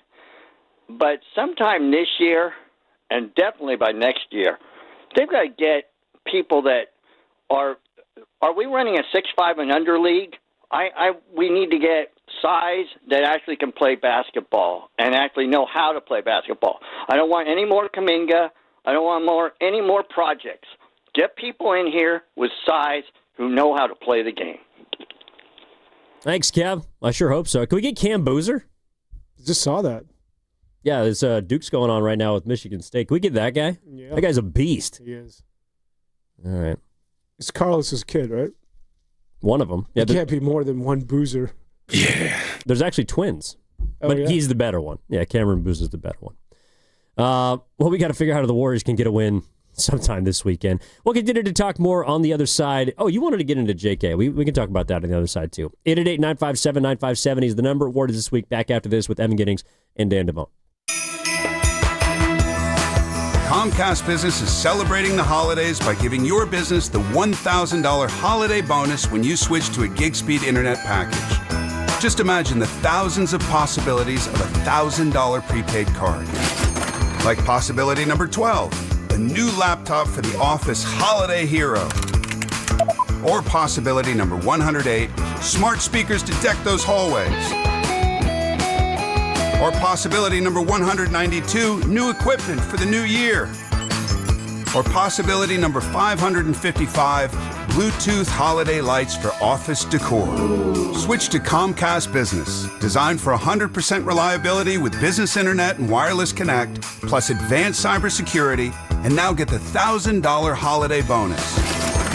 Comcast Business, powering possibilities. Ends 12/14/25. New customers only with 2-year agreement. Requires qualifying gig package. Other restrictions apply. So, what are you reading? I'm checking out the ratings on the new TVs, and it looks like Samsung, LG, and Sony got the best scores. Just like last year. What about those new high dynamic range TVs? They got the highest scores of all, but their prices are really high. Did you check online? Yeah, their prices were about the same. Well, there's one place where we can get a hot deal on those top-rated models. Where? At Video Only. Check out the ratings on TV stores. I see. Video Only scored better than the others. So, if you want the best deal on the best TVs, then we should take our TV ratings and head over to top-rated Video Only. At Video Only, you won't find huge stores with refrigerators or microwaves, but you will find the best deals on top-rated TVs, soundbars, and monitors. Shop around. Just make sure you visit Video Only, because if you don't, you'll be sorry. In Mountain View, San Mateo, Union City, Dublin, and San Rafael. Video Only. When businesses thrive, communities score. That's why Bank of America is the official bank of FIFA World Cup here in the Bay Area. And our more than 110 local business specialists are ready to help your business win. What would you like the power to do? Learn more at bankofamerica.com/local business. Bank of America, official bank of FIFA World Cup 2026. Bank of America Corporation, all rights reserved. So, how's your research going? Surprising! After I figured out the top-rated TVs in our price range, I went shopping for deals. And who's the best? It wasn't the internet, and it wasn't the warehouse club. But? It was Video Only. They had better deals on the Samsung, LG, and the Sony TVs that got the highest scores. Better than online and at the club? I know! Video Only beat them all. And now we can afford an even better model for the same price. My research really paid off. If we buy at Video Only. Exactly. Otherwise, we'll be sorry. At Video Only, you won't find huge stores with refrigerators or microwaves, but you will find the best deals on top-rated TVs, soundbars, and monitors. Shop around. Just make sure you visit Video Only, because if you don't, you'll be sorry. In Mountain View, San Mateo, Union City, Dublin, and San Rafael. Video Only. These statements have not been evaluated by the Food and Drug Administration. This product is not intended to diagnose, treat, cure, or prevent any disease. I spent years living in fear of calcium oxalate crystal stones, always afraid of when the next one would hit. Now I just take Kidney Cop. Battling calcium oxalate stones? It's time to try Kidney Cop, a doctor-recommended kidney supplement that has been shown in laboratory tests to reduce the growth rate of calcium oxalate crystals by 99%. Get Kidney Cop today at Amazon.com, Walmart.com, or KidneyCop.com. Imagine being the wizard of your own home. With Xfinity, intelligent self-healing Wi-Fi fixes problems like magic. It boostifies speeds to your devices when you need it most, and makes your favorite Wicked content sparklify on every screen. All while a spell of protection helps keep your family safe online. When you're out in Oz, Xfinity Mobile joins Wi-Fi and 5G to keep your phone connected from here to the Emerald City. If you had the most intelligent Wi-Fi from Xfinity, everything would work together for good. And now you can cast a spell to stop time and keep your internet bill steady for 5 whole years with the Xfinity 5-year price guarantee. No contracts or commitments with amazifying equipment included. Xfinity, imagine that. And see Wicked for good, only in theaters November 21st. Restrictions apply. Select plans only. Xfinity Mobile requires Xfinity Internet. At Target, great memories start with great prices. Get gingerbread house kits for just $12, plus all the Wondershop baking must-haves. Gather the whole fam, grab some gingerbread kits, and start building sweet moments together. Then keep the joy rolling, baking up tasty treats with Wondershop that'll make the season a blast. Make unforgettable memories with incredible prices on gingerbread kits and Wondershop baking essentials. And step into the holidays, only at Target. Restrictions apply. Wesley Financial Group is not a law firm, and Chuck McDowell, definitely not an attorney. This is Chuck. Do you feel stupid for buying a timeshare? Don't. It's not your fault. You were most likely told you could rent it, and it was a great financial investment. And the deal was available today only. If this happened to you, contact your resort or Wesley Financial Group for help today. Call Wesley now for your free exit information kit. 800-242-3131. 800-242-3131. Rivals never rest. Join the Dallas Cowboys, New York Giants, Philadelphia Eagles, and Commanders for Hard Knocks. In season with the NFC East. Now streaming on HBO Max. And for a chance to win a $50 NFL Shop gift card, courtesy of Map 360 Collective, visit 957thegame.com.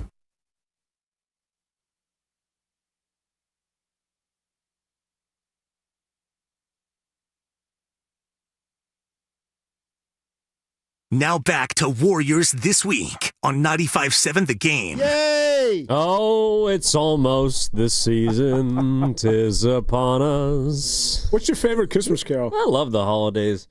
My favorite Christmas carol? It's beginning to look a lot like Christmas. Is that Perry Como or somebody? Everywhere you go. Can you give me some Feliz Navidad? That thing rocks, man. No matter...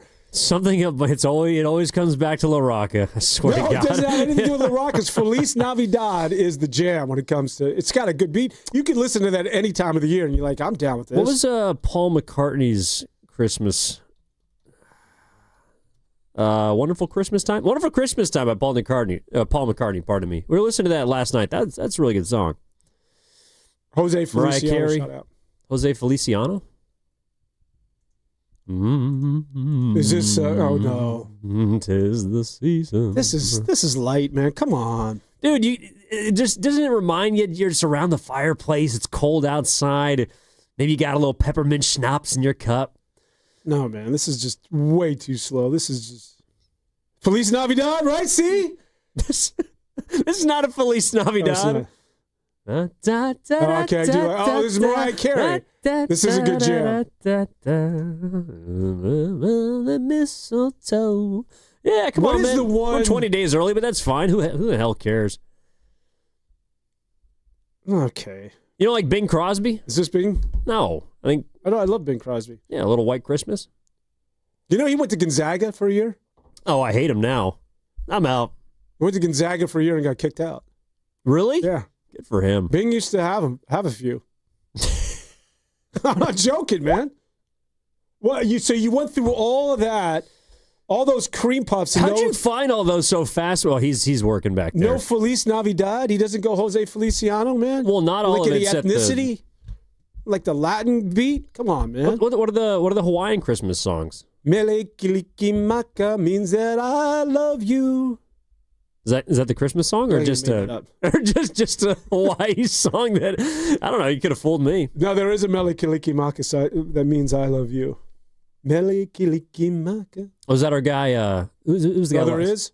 No. The other guy you were talking about. Brother is. I didn't try to diss Brother is. I got a lot of feedback, man, from the locals. Are like, that was hilarious. Danny Brother, when you talked about that white guy had something in his mouth and he's going around in the spitting on a coolie. I laugh hard, brother. Yeah, speak a little pigeon. All right. He's an Italian. Well, Dan is a little bit of everything. He's like a gumbo dish. I told you what my agent said once when the CBS in New York was interested in hiring me. My agent being an agent. They said you're like The Rock. You could play any role. Well, they said, what is Dan? The CBS is like, what is Dan? My agent is like, he's all about bottom line. I want a percentage of his contract. Dan will be whatever you want him to be. We will change his last name. Do you need an Hispanic? Do you need an Asian? Do you need an Italian? Like we can change Dan's. Literally, people will change their last names to get gigs. He's racially ambiguous. That was like, I think it was a few years ago. This movie Black Adam came out. It's about a kind of an anti-hero, and Dwayne Johnson plays Black Adam. Black Adam is a Middle Eastern person. Like that's kind of he's from a fictional town. But I'm just thinking, it's like, what can't The Rock play? Like, what can't he pass as at this point in his career? All right, you want to get into this, Dan? JK? Yeah, your boy. It just ruined the Christmas spirit? Well, technically it's not Christmas. Yeah, we're just trying to, again, set people up for all the tunes. Come on, Black Friday was a week ago. It's Christmas, baby. Well, that's the thing. To me, and actually, I was having this debate with people. The moment that the time turns, the moment that daylight savings happens, to me, all lights are fair game. If you get an extra hour of darkness, you can throw as many lights up. You can put up a Christmas tree anytime you want, because I think that the holiday season goes by so fast that you got to maximize your holiday cheer. Just don't go Griswolds on me. Griswolds. Chevy Chase. Is that a... It's a movie. Vacation. Reference. Thank you, Pasta. Like, don't go over the top with the lights. Oh, I see. Like, just be tactful. Have some style. Have a few. Just don't give me this illuminating the entire block, where it becomes a fire hazard. Oh, I love it. Billionaires Row, right by the Lion Street steps. It's Broadway. That's where your parents were hanging. Oh, I hate it. Did you run those steps? No. Those are so far and tall. I guarantee you can do it. I ran here. It almost didn't make it. But right on, it's Broadway between Lion and Divisadero. Yeah, no, that's beautiful. That's where a lot of the money is. Those houses, they're all lit up and but it's not colorful gaudy. Like, I haven't been there in a while, but there's some tact to what it is that they do. I'm talking about the Griswolds, where it's like, oh God, light so after light. You don't like? I think it's on 14th and Castro. There's a house that every single year, the entire building is lit up. They don't have the inflatables or big stuff, but there's nutcrackers. There's Santas. There's the reindeer. There might be a little Jesus of Nazareth set up, but the entire building is lit up, and people will damn near get into car accidents because they're rubbernecking trying to look at this thing. It's an incredible display of Christmas cheer, in my opinion. But it doesn't sound like that's your cup of tea. No. Humbug. Bah humbug. You are Scrooge. Yeah, I was going to say, you're Ebenezer. You can just go roll a fat one. All right. Pasta, please. That wasn't Do you know live. who wrote Scrooge? Yeah, tell me. God. It's the... you don't know? It's the English writer, Dickens. Charles Dickens? Charles Dickens.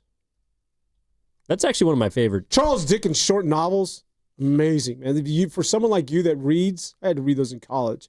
You should pick that up today and just start reading Charles Dickens short novels. They're just absolutely amazing. Okay, look, let's talk Jonathan Kuminga before we... Well, I've been trying to get to him, but you keep sending us down the Christmas path. I've read Oliver Twist, by the way.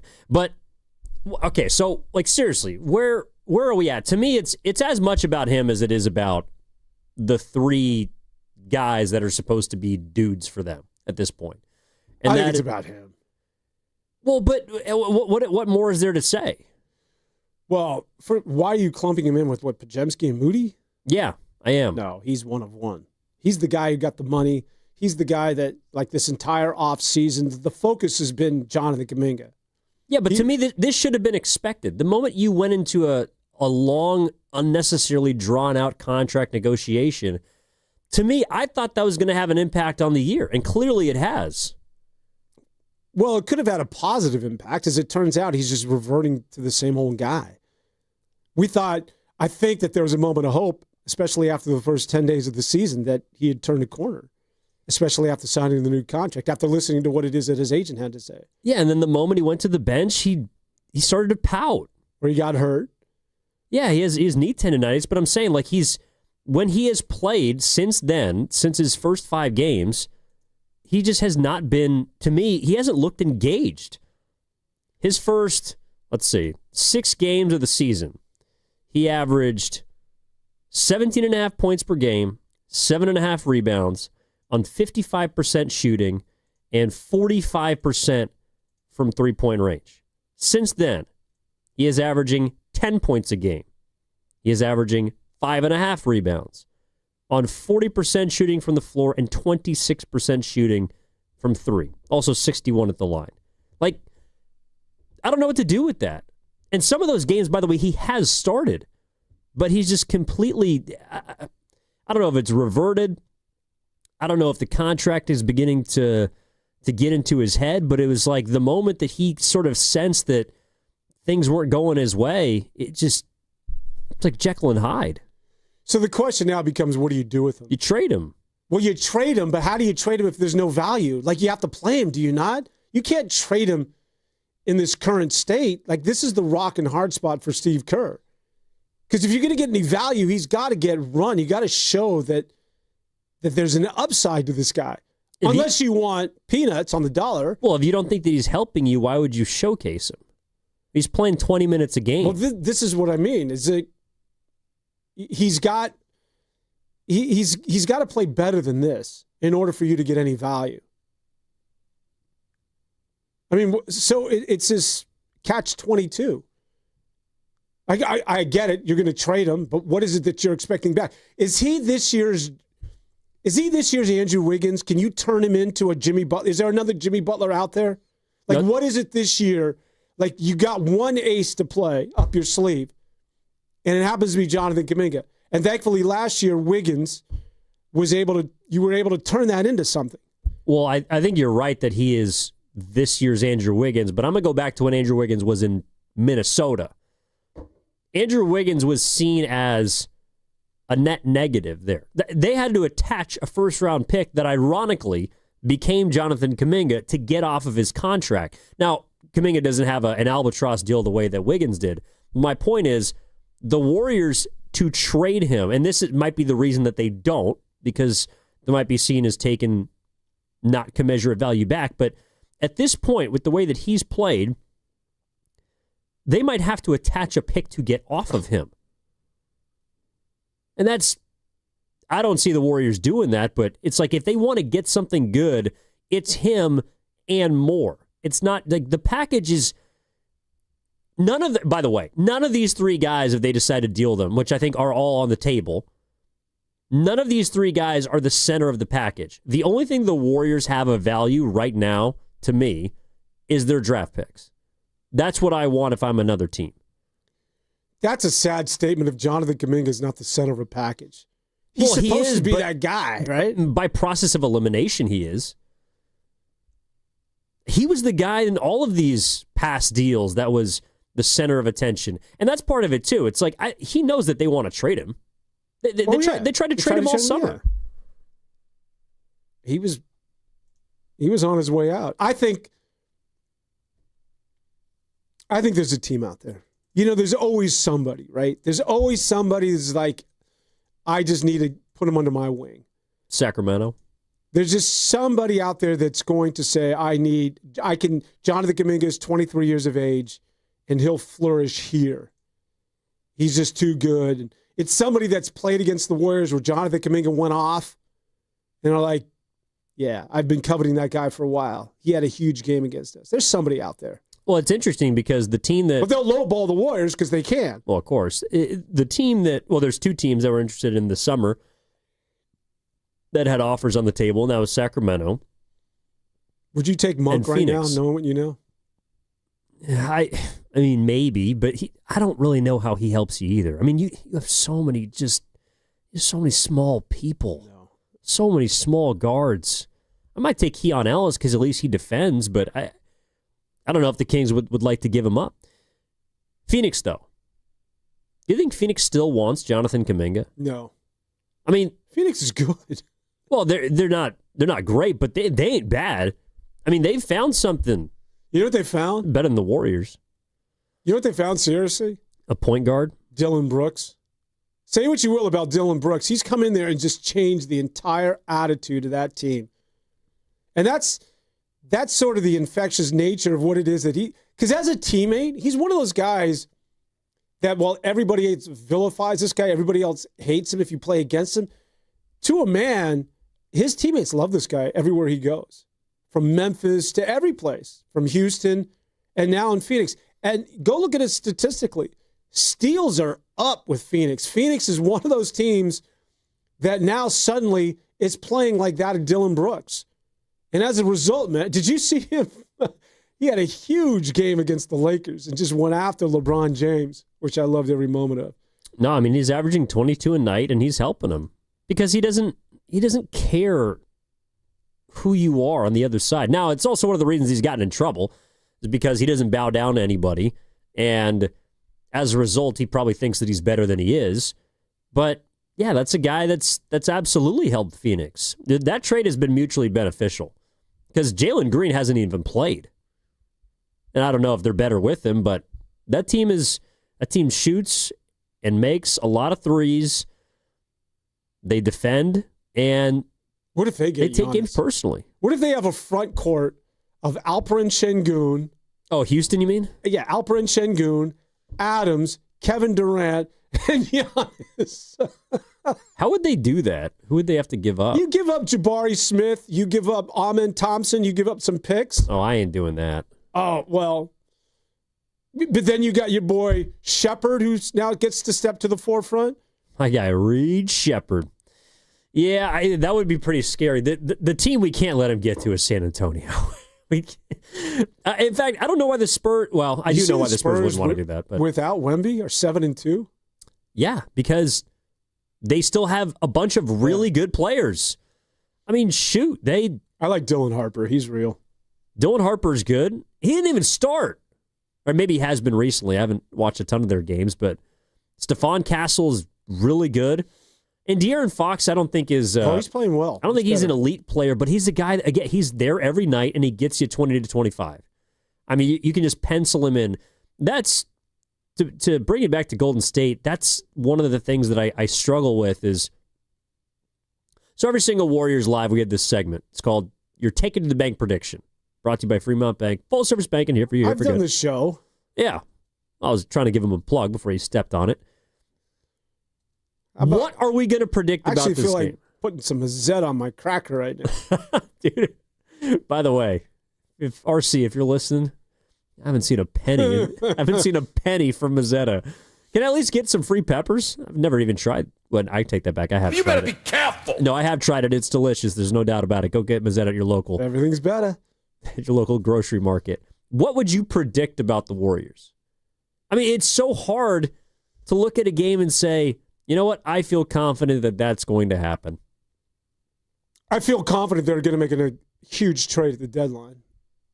See, I'm not – well, define huge. Well, I think Podziemski, I think Moody, I think Kuminga. As you mentioned, ideally, you would like to just move Kuminga, but because Kuminga has very little value, you're going to have to attach other players. And I think with the emergence of Pat Spencer – I think with Will Richard, I think you're going to see this team have a completely, almost sort of reface. Now, obviously, Steph and Draymond and Jimmy Butler aren't going anywhere, but I think over the last couple of weeks, it's been really evident that Podziemski now can get on the block. He goes from being untouchable to, I think, somebody that's probably in conversations as we speak.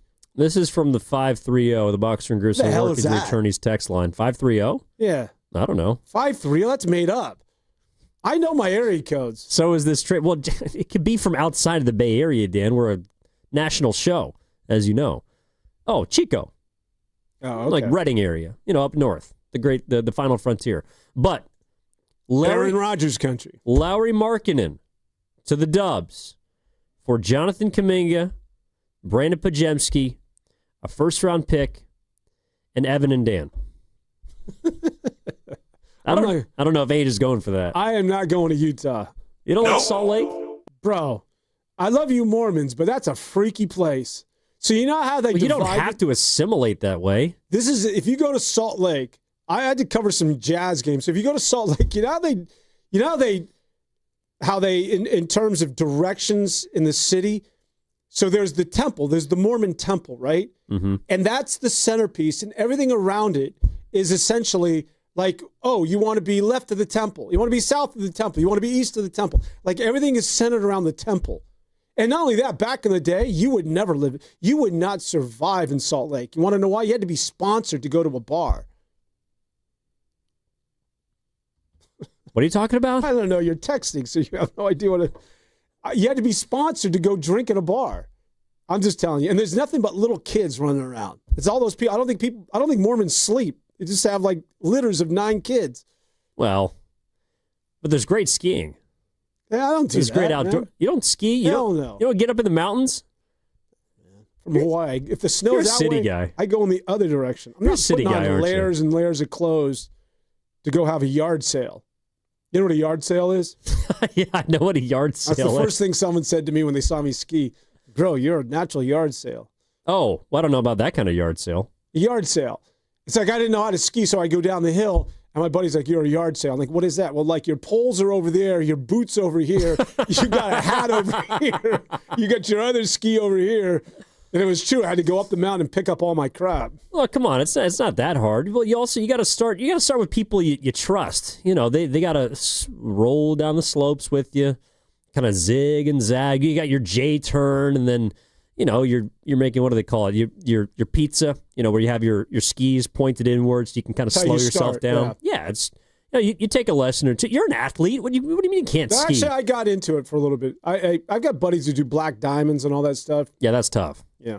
Although I did get back on a black diamond. So I hadn't skied for like 14, 15 years. I used to do it when I was younger.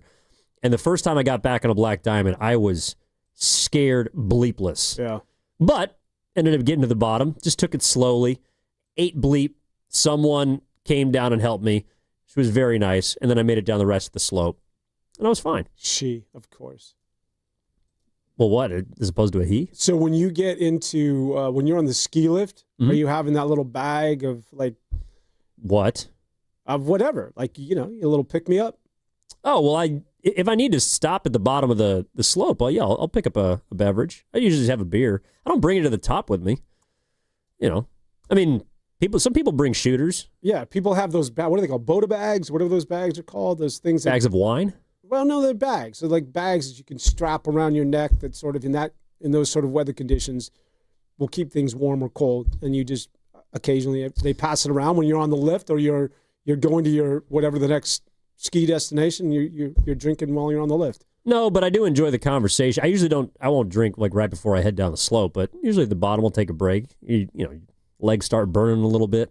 But I think the people you meet on the ski lifts are those are the real, that's the real Is it fun kind of like it. meeting people in the sauna?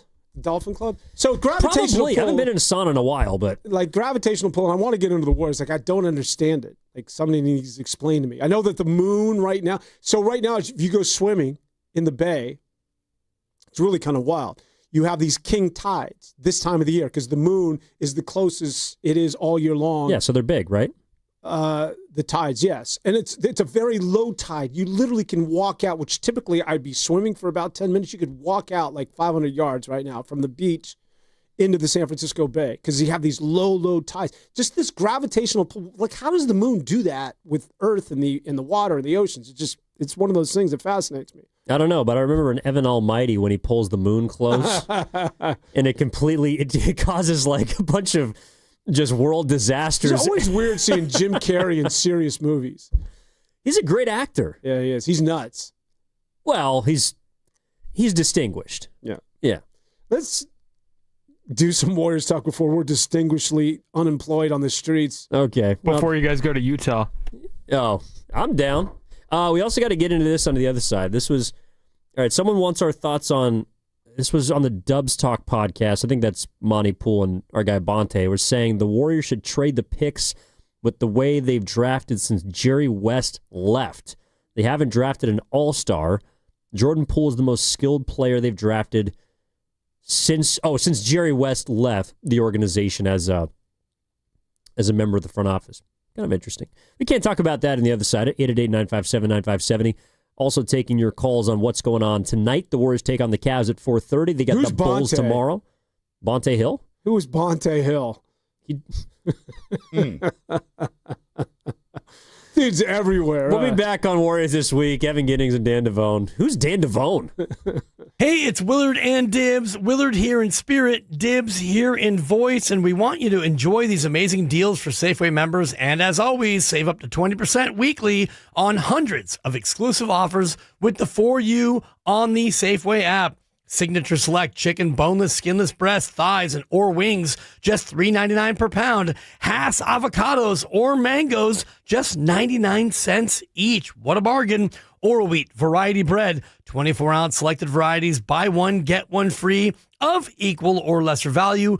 When you buy two, and why wouldn't you buy two? You got to have two. You put one in the freezer, and it's good to go. These and other great digital deals are available in the For You section on the Safeway app. Just download the weekly deals to your account, and they automatically deduct when you use your phone at checkout. The app is simple to use and makes it easy to save money. Go to Safeway.com for more details, and we will see you in the aisles. Comcast Business is celebrating the holidays by giving your business the $1,000 holiday bonus when you switch to a gig speed internet package. Just imagine the thousands of possibilities of a $1,000 prepaid card. Like possibility number 12, a new laptop for the office holiday hero. Or possibility number 108, smart speakers to deck those hallways. Or possibility number 192, new equipment for the new year. Or possibility number 555, Bluetooth holiday lights for office decor. Switch to Comcast Business, designed for 100% reliability with business internet and wireless connect, plus advanced cybersecurity, and now get the $1,000 holiday bonus. Comcast Business, powering possibilities. Ends 12/14/25. New customers only with 2-year agreement. Requires qualifying gig package. Other restrictions apply. So, how's your research going? Surprising! After I figured out the top-rated TVs in our price range, I went shopping for deals. And who's the best? It wasn't the internet, and it wasn't the warehouse club. But? It was video only. They had better deals on the Samsung, LG, and the Sony TVs that got the highest scores. Better than online and at the club? I know! Video only beat them all. And now we can afford an even better model for the same price. My research really paid off. If we buy it video only. Exactly. Otherwise, we'll be sorry. At Video Only, you won't find huge stores with refrigerators or microwaves, but you will find the best deals on top-rated TVs, soundbars, and monitors. Shop around. Just make sure you visit Video Only, because if you don't, you'll be sorry. In Mountain View, San Mateo, Union City, Dublin, and San Rafael. Video Only. This is the sound of Claire, cooking dinner at home. And that's the sound of a fraud alert from Wells Fargo, flagging a charge for a pricey restaurant in Paris. Considering Claire isn't in Paris right now, that seemed odd to the bank and to Claire. 2 taps later, Claire says nope to the charge, and Wells Fargo is on the case. However you make money work, Wells Fargo can work with that. Wells Fargo Bank, N.A., member FDIC. Do you often worry you left the garage door open? With a LiftMaster garage door opener powered by MyQ, you'll never worry again. You can control, secure, and monitor your garage from your smartphone anytime, from anywhere through the MyQ app. As an authorized LiftMaster dealer, Aces Garage Door Repair and Installation has smart openers designed for your needs, including belt drive motors for ultra-quiet operation, integrated camera for live video, streaming and battery backup to let you in when the power is out. Trust Aces Garage Door Repair and Installation for top-notch service and unbeatable reliability. Whether you need a quick fix, a complete replacement, or a brand new installation for your garage door or garage door opener, our skilled technicians are here to get the job done right. With competitive prices, a commitment to quality, and diamond certification, Aces has you covered. Call today at 855-588-2237 or visit acegd.com. That's acegd.com. Aces Garage Door Repair and Installation, where your garage door is our priority. This is the story of the one. As an HVAC technician, he and his digital multimeter are in high demand. So when a noisy office HVAC turns out to be a failing blower motor, he doesn't break a sweat. With Grainger's easy-to-use website and product information, he selects the product he needs to keep everything humming right along. Call 1-800-GRAINGER, click Grainger.com, or just stop by. Grainger, for the ones who get it done. Oh, no. Ah, that's the sound of someone who's misplaced my debit card. Their debit card. Where'd I leave that thing? Not at the gas pump, or the checkout counter, or the roof of your car. Now, if he has the Chase mobile app, he can use Card Lock. Wait, I could just lock my card. Yep, just a few tippy taps on his phone, and that sound? That's peace of mind from Chase. Chase mobile app is available for select mobile devices. Message and data rates may apply. JP Morgan Chase Bank N.A., member FDIC.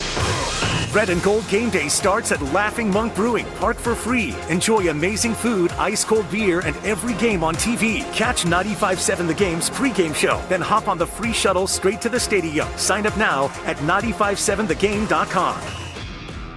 This is the story of the one. As the purchasing manager at a manufacturing plant, she knows the only thing more important than having the right safety gear is having it there when you need it. That's why she partners with Grainger for auto reordering, so her team members can count on her to have cut-resistant gloves on hand, and each shift can run safely and efficiently. Call 1-800-GRAINGER, click Grainger.com, or just stop by. Grainger, for the ones who get it done. Nugget Bills, Nuggets all the way. Hi, I'm Kylie. I'm John. And I'm Garrison. And a little thing we love about the 30-count Chick-fil-A nuggets is sharing them when we cut down the Christmas tree. We will pack the car with gifts. And of course, we go and pick up our family's favorite nuggets. Every nugget is tasty times quadrillion. And we get all the sides. Yeah, the ooey gooey mac and cheese is a big hit. Share the nuggets, share the joy. Order the 30-count Chick-fil-A nuggets on the Chick-fil-A app. Real guests paid for their testimonials. You're listening to 95.7 The Game, KGMZ FM in HD1 San Francisco, on Odyssey Sports Station. Always live on the free Odyssey app, Twitch, and YouTube. Powered by First NorCal Credit Union.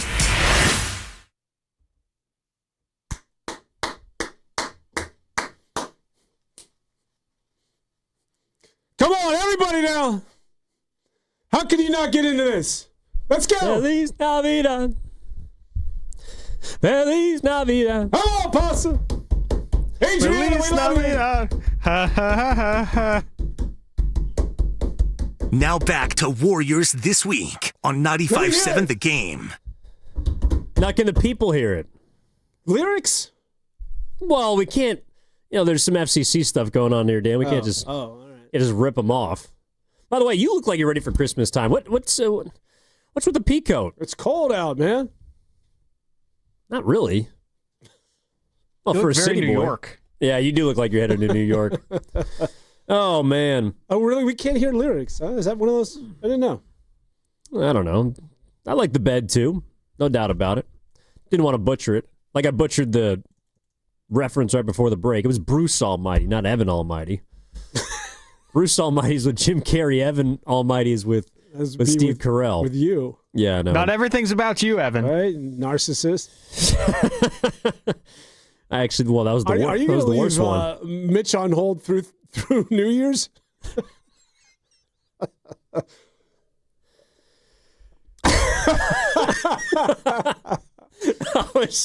was saving him for the last segment. No, Pasa's on the phone right now. All right, Pasa, can you get us Mitch on? All right, Mitch is in New Jersey. Mitch, take your East Coast guy, Dan Devone. You can have him. Mitch, you know what we do? We have an over and under on. I'm done with him, Mitch. Been coming down my road all day. How you doing, Evan? Dan? It's good. Both coasts are the best. East and West. What can I say? All right, thanks, Mitch. Hey, easy. Let him talk. All right. Nice. Happy holidays. No, Mitch, don't go anywhere. No. Mitch. By the way, Dan. Yeah. Just give me. By the way, Dan, my sister. Do you want a dog? No, because the one that you have eats humans. No, he's nibbling my hand. My sister was trying to find a home for him. He's too much to handle for her, and I can't have him. I have a grandson, another one coming in 2.5 weeks, and I have a cat. Actually, we've been thinking about a dog. So is it... Give him to the grandkid. What kind of dog? Well, I'll take a Dachshund. I'll take a Portuguese water dog. Dachshund? Dachshund. He's a little bigger than a Dachshund. He's he's a Dutch Malanos, like a German Shepherd. A little bigger than... Oh, no, I don't like German Shepherds. It reminds me of the civil rights in the late 1960s. No, I'm not down with German Shepherds. You were alive back then? Those are police dogs. No, haven't you not seen videos or... Yeah, I have. But German Shepherds in 2025 have evolved. Fastest. But that's what they use is... German Shepherds are What's up, Mitch? But, they are the fastest. They are the fastest dogs, and no one can outrun them. Not even LeBron. Not even LeBron. Second best player to world champ. Second place better to world champ. But you guys see Spencer and Jim Brown especially. There's more money in those sports than lacrosse. But I don't think we're going to have a Bo Jackson or a Deion Sanders playing two sports professionally at the same time. I wish it could be so, but I guess the money's so good. And I would love to see D'Anthony Melton start for your Warriors. I'm glad he's back. Seems to get injured every single year practically and moves He's got his sneakers, he's got ball, he plays anywhere, just name it. And Giannis, trade him to the Washington Wizards or the Jersey Nets. I'm tired of these superstars demanding who they want to play with. They want to be the main factor that gets the team over the hump. Easy way for a ring. Come on, stick it out. You got your money. I got you, Mitch. No doubt. Jersey's in Brooklyn now, by the way, Mitch. Have a good holiday, Mitch. Talk to you next week. Yeah, he wants Giannis. Why don't you? Sometimes Mitch actually says some stuff that, I think it resonates. Well, you got to get off the German Shepherds. It wasn't their fault. Have you ever, I know, but they've always, when I studied history, I would always see them as, sort of police dogs. Well, they are. And they're canines. And they were used to attack a certain sect of society during the civil rights. The children, right?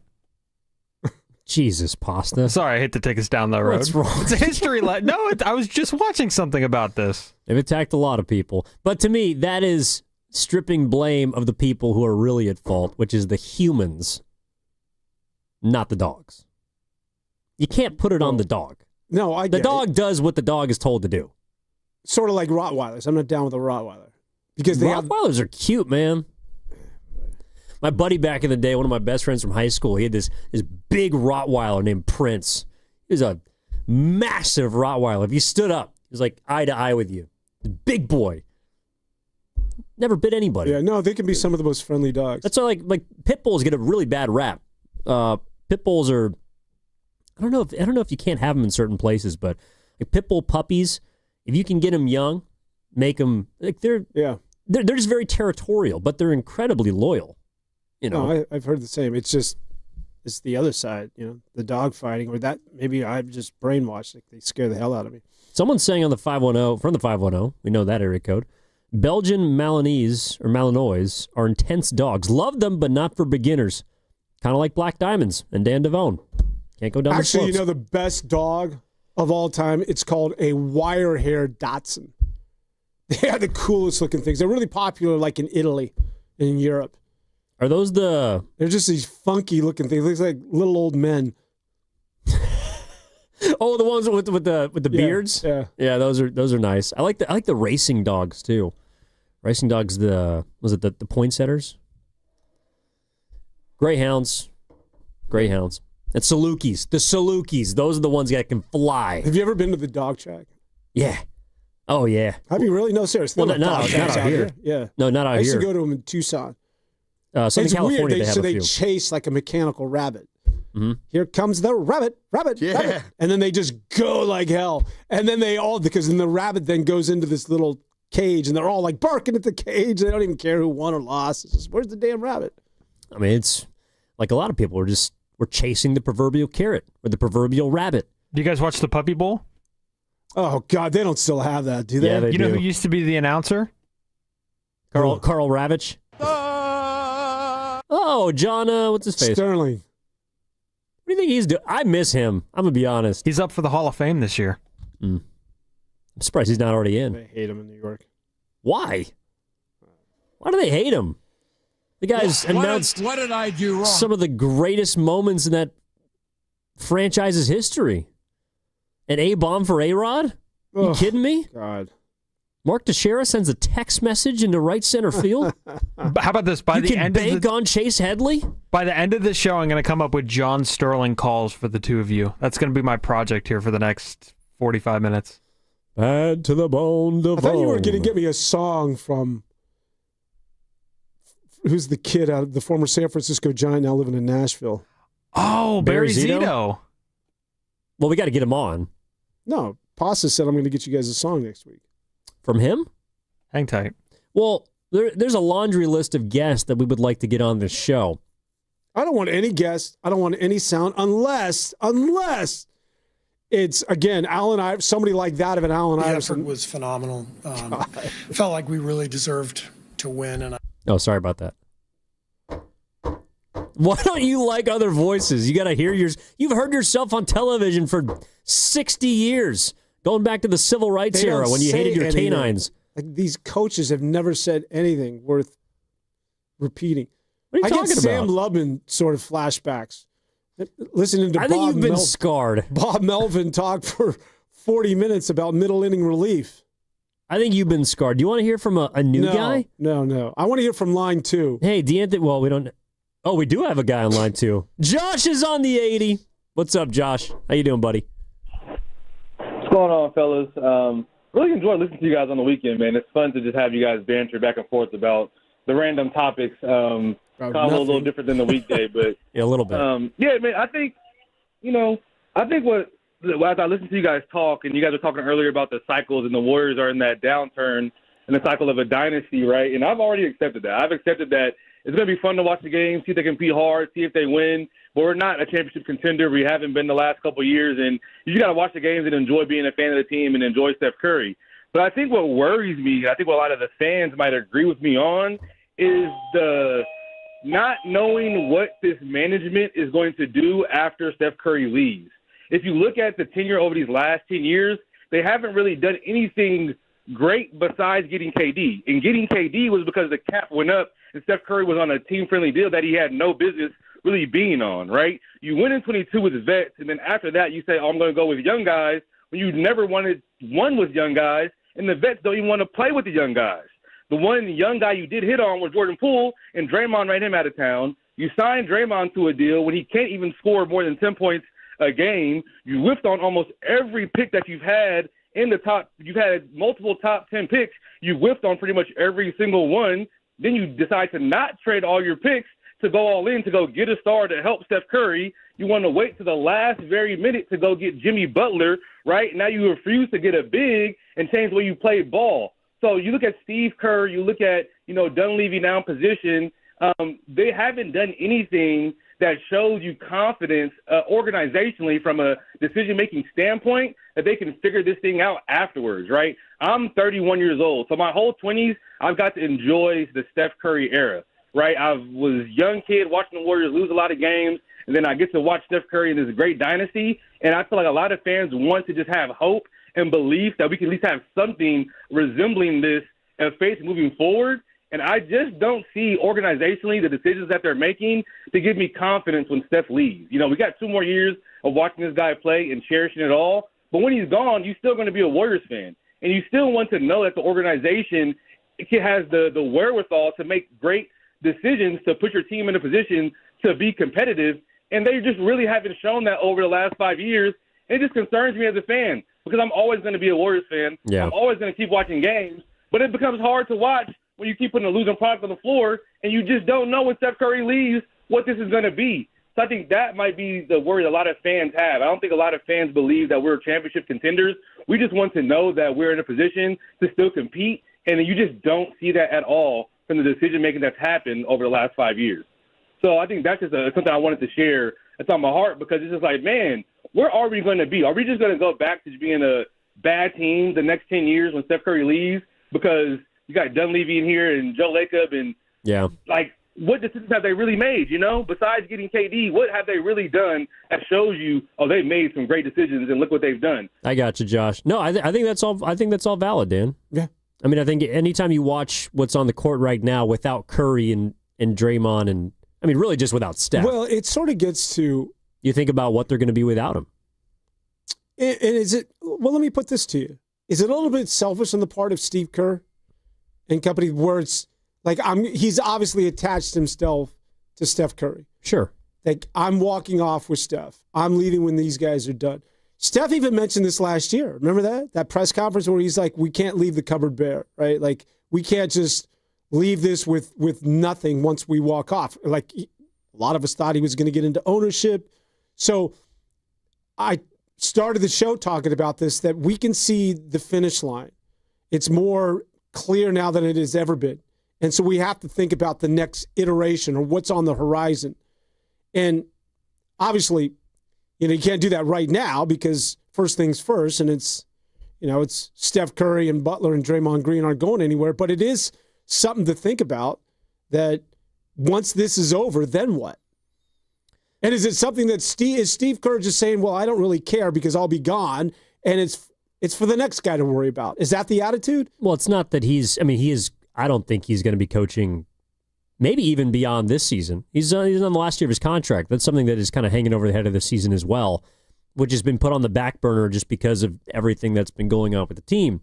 But if there's not talent, well, then what's the point? If there's not established veteran experience in this team, what's the point of having Steve Kerr?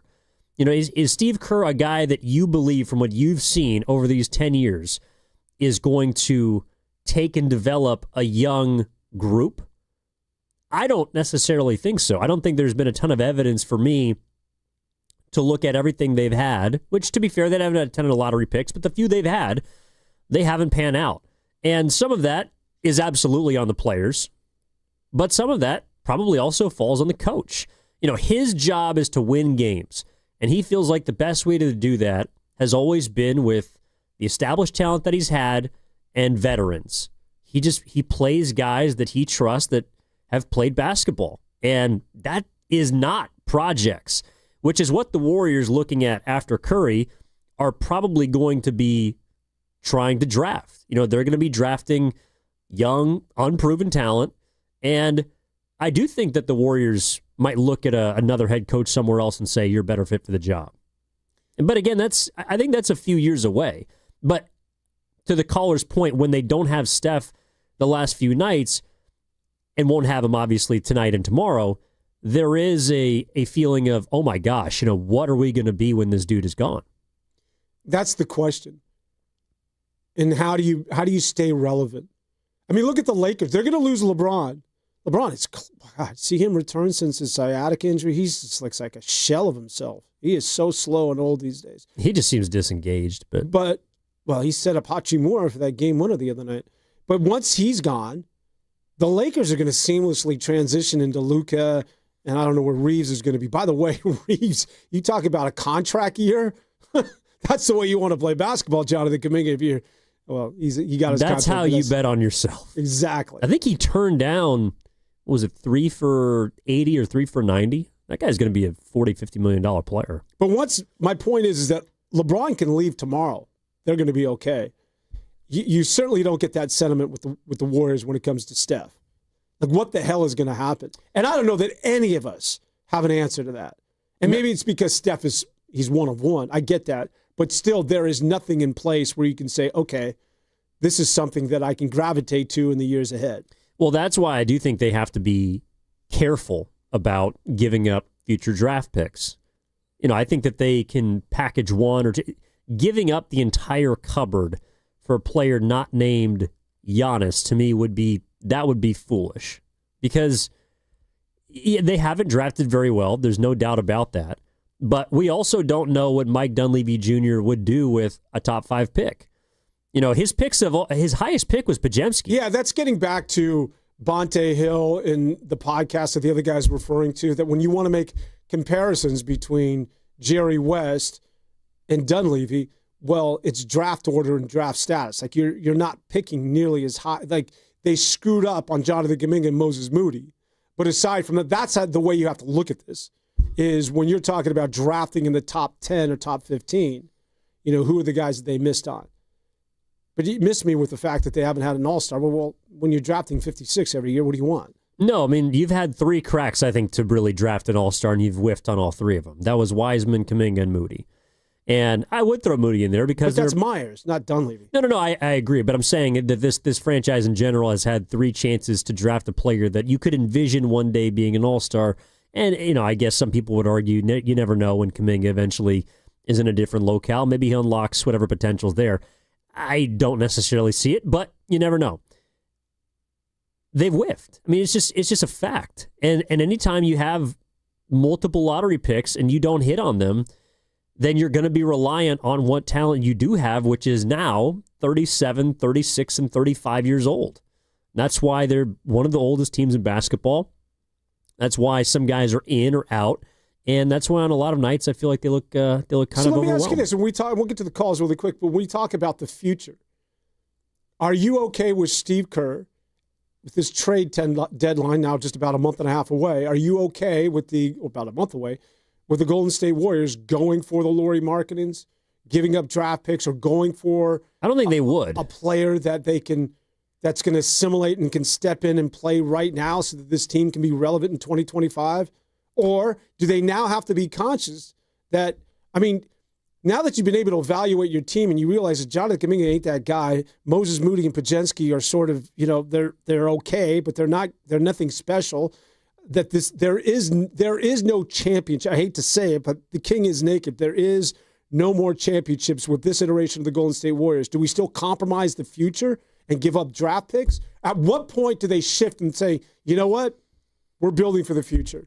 Like, we're going to trade Kuminga, but guess who's accumulating draft picks and not giving them up? It's the Warriors. Because now we're telling everybody that we can see the end of the road. We want to think about tomorrow as opposed to today.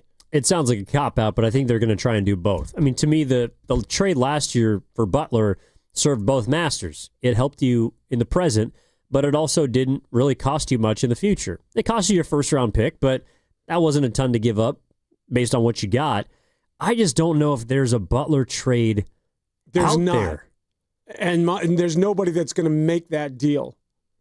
Well, and the other part is, too, they acquired a $55 million player. You can't just go out and get one of those every single year. Unless you're willing to trade that $55 million player. Which they might be. If they don't pick it up, and we still got I think we got 9 days until the December window opens, and then January 15th is the day that Kuminga is eligible to be traded. So within the next month, if you continue to fall, and I think a large part of that would be because, maybe this injury for Steph is more serious than we assumed. Maybe Butler's knee begins to bark more. So those two guys aren't around. But if you start to slide down the standings, the one thing that has helped them this year is in comparison to previous seasons, and I mean the last two, the West is really not that strong. It's impossible for me to see the Warriors falling completely out of the play-in picture. And I think I know Memphis is on their tail now. I think that they're a 7 or an 8 seed. Just because you're not going to have to win 48 games or 49 games, I think it was last year, to be a 6.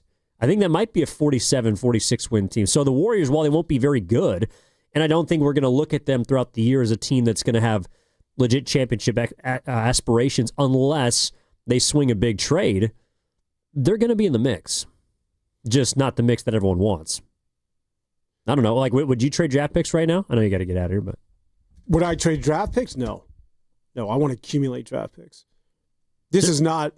You can get into the play-in, you can get into the playoffs, but then what? You're not doing anything. I hate to be that guy, but come on, let's be real about this. Well, and on the other side, because Dan's got to get out of here and catch a flight.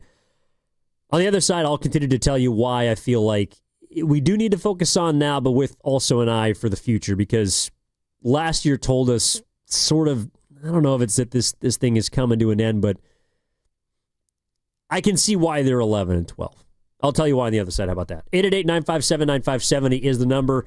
Evan Giddings, Dan Devone, Warriors This Week, back after this. So what are you reading? I'm checking out the ratings on the new TVs, and it looks like Samsung, LG, and Sony got the best scores. Just like last year. What about those new high dynamic range TVs? They got the highest scores of all, but their prices are really high. Did you check online? Yeah, their prices were about the same. Well, there's one place where we can get a hot deal on those top-rated models. Where? At Video Only. Check out the ratings on TV stores. I see. Video Only scored better than the others. So, if you want the best deal on the best TVs, then we should take our TV ratings and head over to top-rated Video Only. At Video Only, you won't find huge stores with refrigerators or microwaves, but you will find the best deals on top-rated TVs, soundbars, and monitors. Shop around. Just make sure you visit Video Only, because if you don't, you'll be sorry. In Mountain View, San Mateo, Union City, Dublin, and San Rafael. Video Only. Tune in for Warriors Live today, presented by Xfinity, your home court advantage. Brought to you by Xfinity. Watch all your favorite teams all in one place. Xfinity, imagine that. When businesses thrive, communities score. That's why Bank of America is the official bank of FIFA World Cup here in the Bay Area. And our more than 110 local business specialists are ready to help your business win. What would you like the power to do? Learn more at bankofamerica.com/local business. Bank of America, official bank of FIFA World Cup 2026. Bank of America Corporation, all rights reserved. It's time for Cyber Monday, Dell Technologies' biggest sale of the year. Enjoy the lowest prices of the year on select PCs like the Dell 16 Plus featuring Intel Core Ultra processors. And with built-in advanced features, it's the PC that helps you do more faster. Plus, earn Dell rewards and enjoy many other benefits like free shipping, price match guarantee, and expert support. They also have huge deals on accessories that pair perfectly with your Dell PC and make perfect gifts for everyone on your list. Shop now at Dell.com/deals. With T-Mobile, we don't miss out on any family business. Hola, mija, ¿cómo quedó el mole? It turned out great. This holiday, switch to T-Mobile and stay connected with los tuyos. Get 4 Samsung Galaxy S25 phones with no trade-in needed, plus 4 lines for just $25 per line. Visit a store at T-Mobile.com or call 1-800-T-Mobile. With 24 monthly bill credits and 4 eligible port-ins on essentials. For well-qualified customers with auto pay plus taxes, fees, and $35 device connection charge. Credits and imbalance due if you pay off early or cancel. Contact us. Finance agreement 128 gigabytes, $800 required. Not for extended international use. You must reside in the U.S. and primary usage must occur on our network. Visit T-Mobile.com. Hey, it's Willard. You ever study the coaches who win relentlessly? The legends, the dynasties. They're systematic warriors. Disciplined, obsessive. They outwork, outthink, and outlast everybody. Pure domination. That's Omar Habas, Tarek Habas, and the Habas Law team. When Habas Law goes up against big insurance companies, they grind them to dust. Habas Law knows every inch of the Bay Area legal playing field, and nothing catches them off guard if you've been injured and want to win. Visit HabasLaw.com. Habas Law, they fight to make it right. What if you could have reliable and intelligent Wi-Fi? And get this, what if you could keep it at the same price for 5 years? That's the Xfinity 5-year price guarantee. 5 years of Wi-Fi that boosts speeds to the devices that need them most. That finds and fixes problems before you even notice them.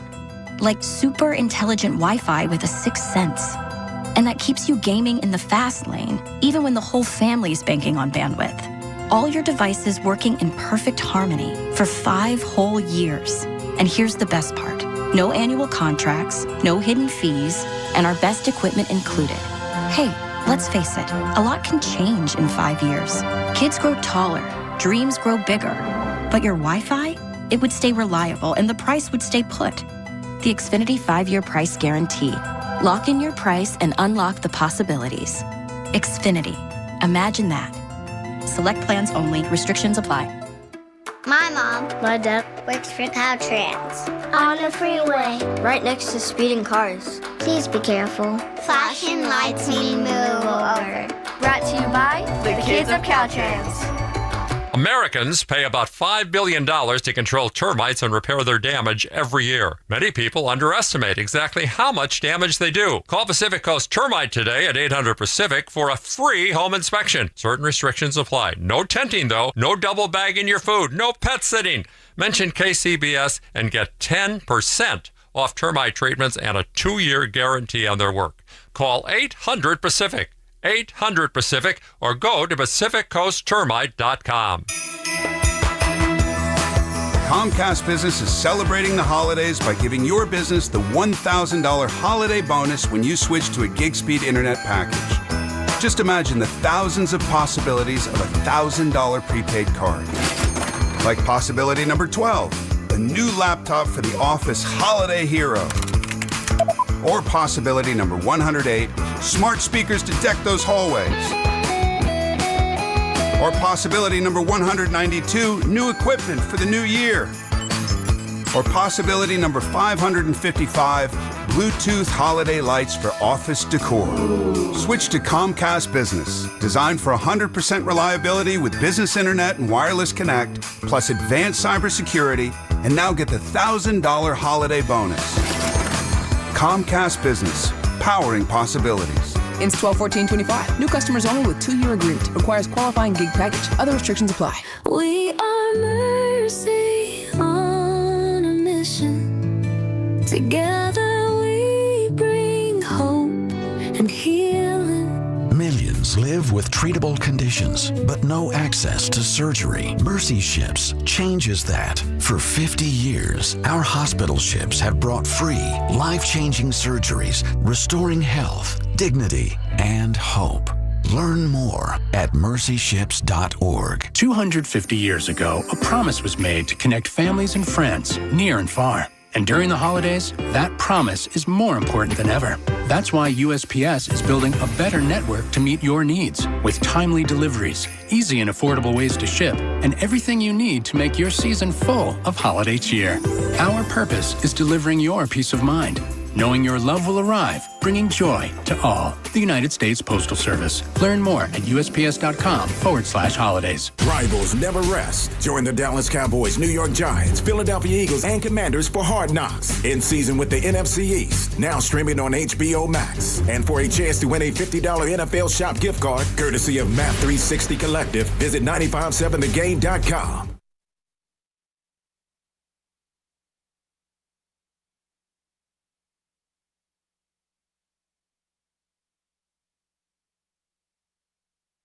Now back to Warriors This Week on 95.7 The Game. All right, flying solo for the final segment. Evan Giddings, Dan DeVome, Steven Risotto, a.k.a. Pasta, in the house with you. Trying to get to the bottom of the Golden State Warriors, who right now stand at 11-12. They'll be taking on the Cleveland Cavaliers later tonight, 4:30. Warriors Live starts at 3:30 with Mark Grandy right here on 95.7 The Game. Trying to prevent a potential 3-game loss in the road trip, I should say, an 0-3 road trip, which is what they could potentially be looking at with Cleveland and then Chicago tomorrow on the heels of their loss to Philadelphia. A close loss, kind of a strange, heart-wrenching loss, in my opinion. A close one that Tyrese Maxey and VJ Edgecombe win at the end with a putback and a defensive play. And so right now they're trying to figure out really just how to tread water without Steph Curry. Jimmy Butler questionable for tonight. Draymond Green questionable. And I think Al Horford, the only other player for the Warriors that is considered out for this evening. Let's get out to the phone lines at 888-957-9570. And let's start with, who's been hanging on here? Bobby in Los Altos. Bobby, what's up, my man? How you doing this Saturday? Good morning.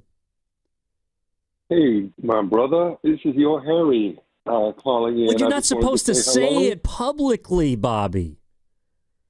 Don't be playing. You're never going to use me as your Harry. You know. But look, it's too bad Devone had to tap out. But in any case, this is what I want to say. Look, you guys keep talking about, and the previous caller talked about how we're no good at the draft. So, okay, maybe we're no good at the draft. We're no good at uncertainty. But this is one thing I do know, that Steph is a top 5 player, generously a top 5 player in the 2000s. So can we lean into something that we know? Can we lean into the certainty? And the certainty is not worrying about saving future draft picks that we might miss on. It's to, quote unquote, continue and maximize what remaining championship window we have with Steph. So let's sell the farm. I don't care about trading away, according to ESPN, like every, even year first round draft pick. I don't care about that. Lose them. Trade away Kuminga. Trade away Draymond.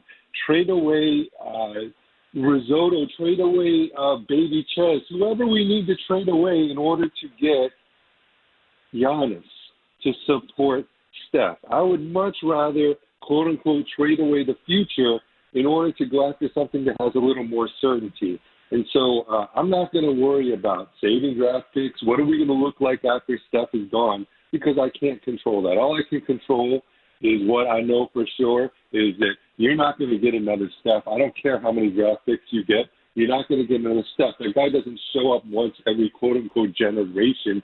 He shows up once every 50, 75 years. So I'm not going to be around to see the next step for the Warriors.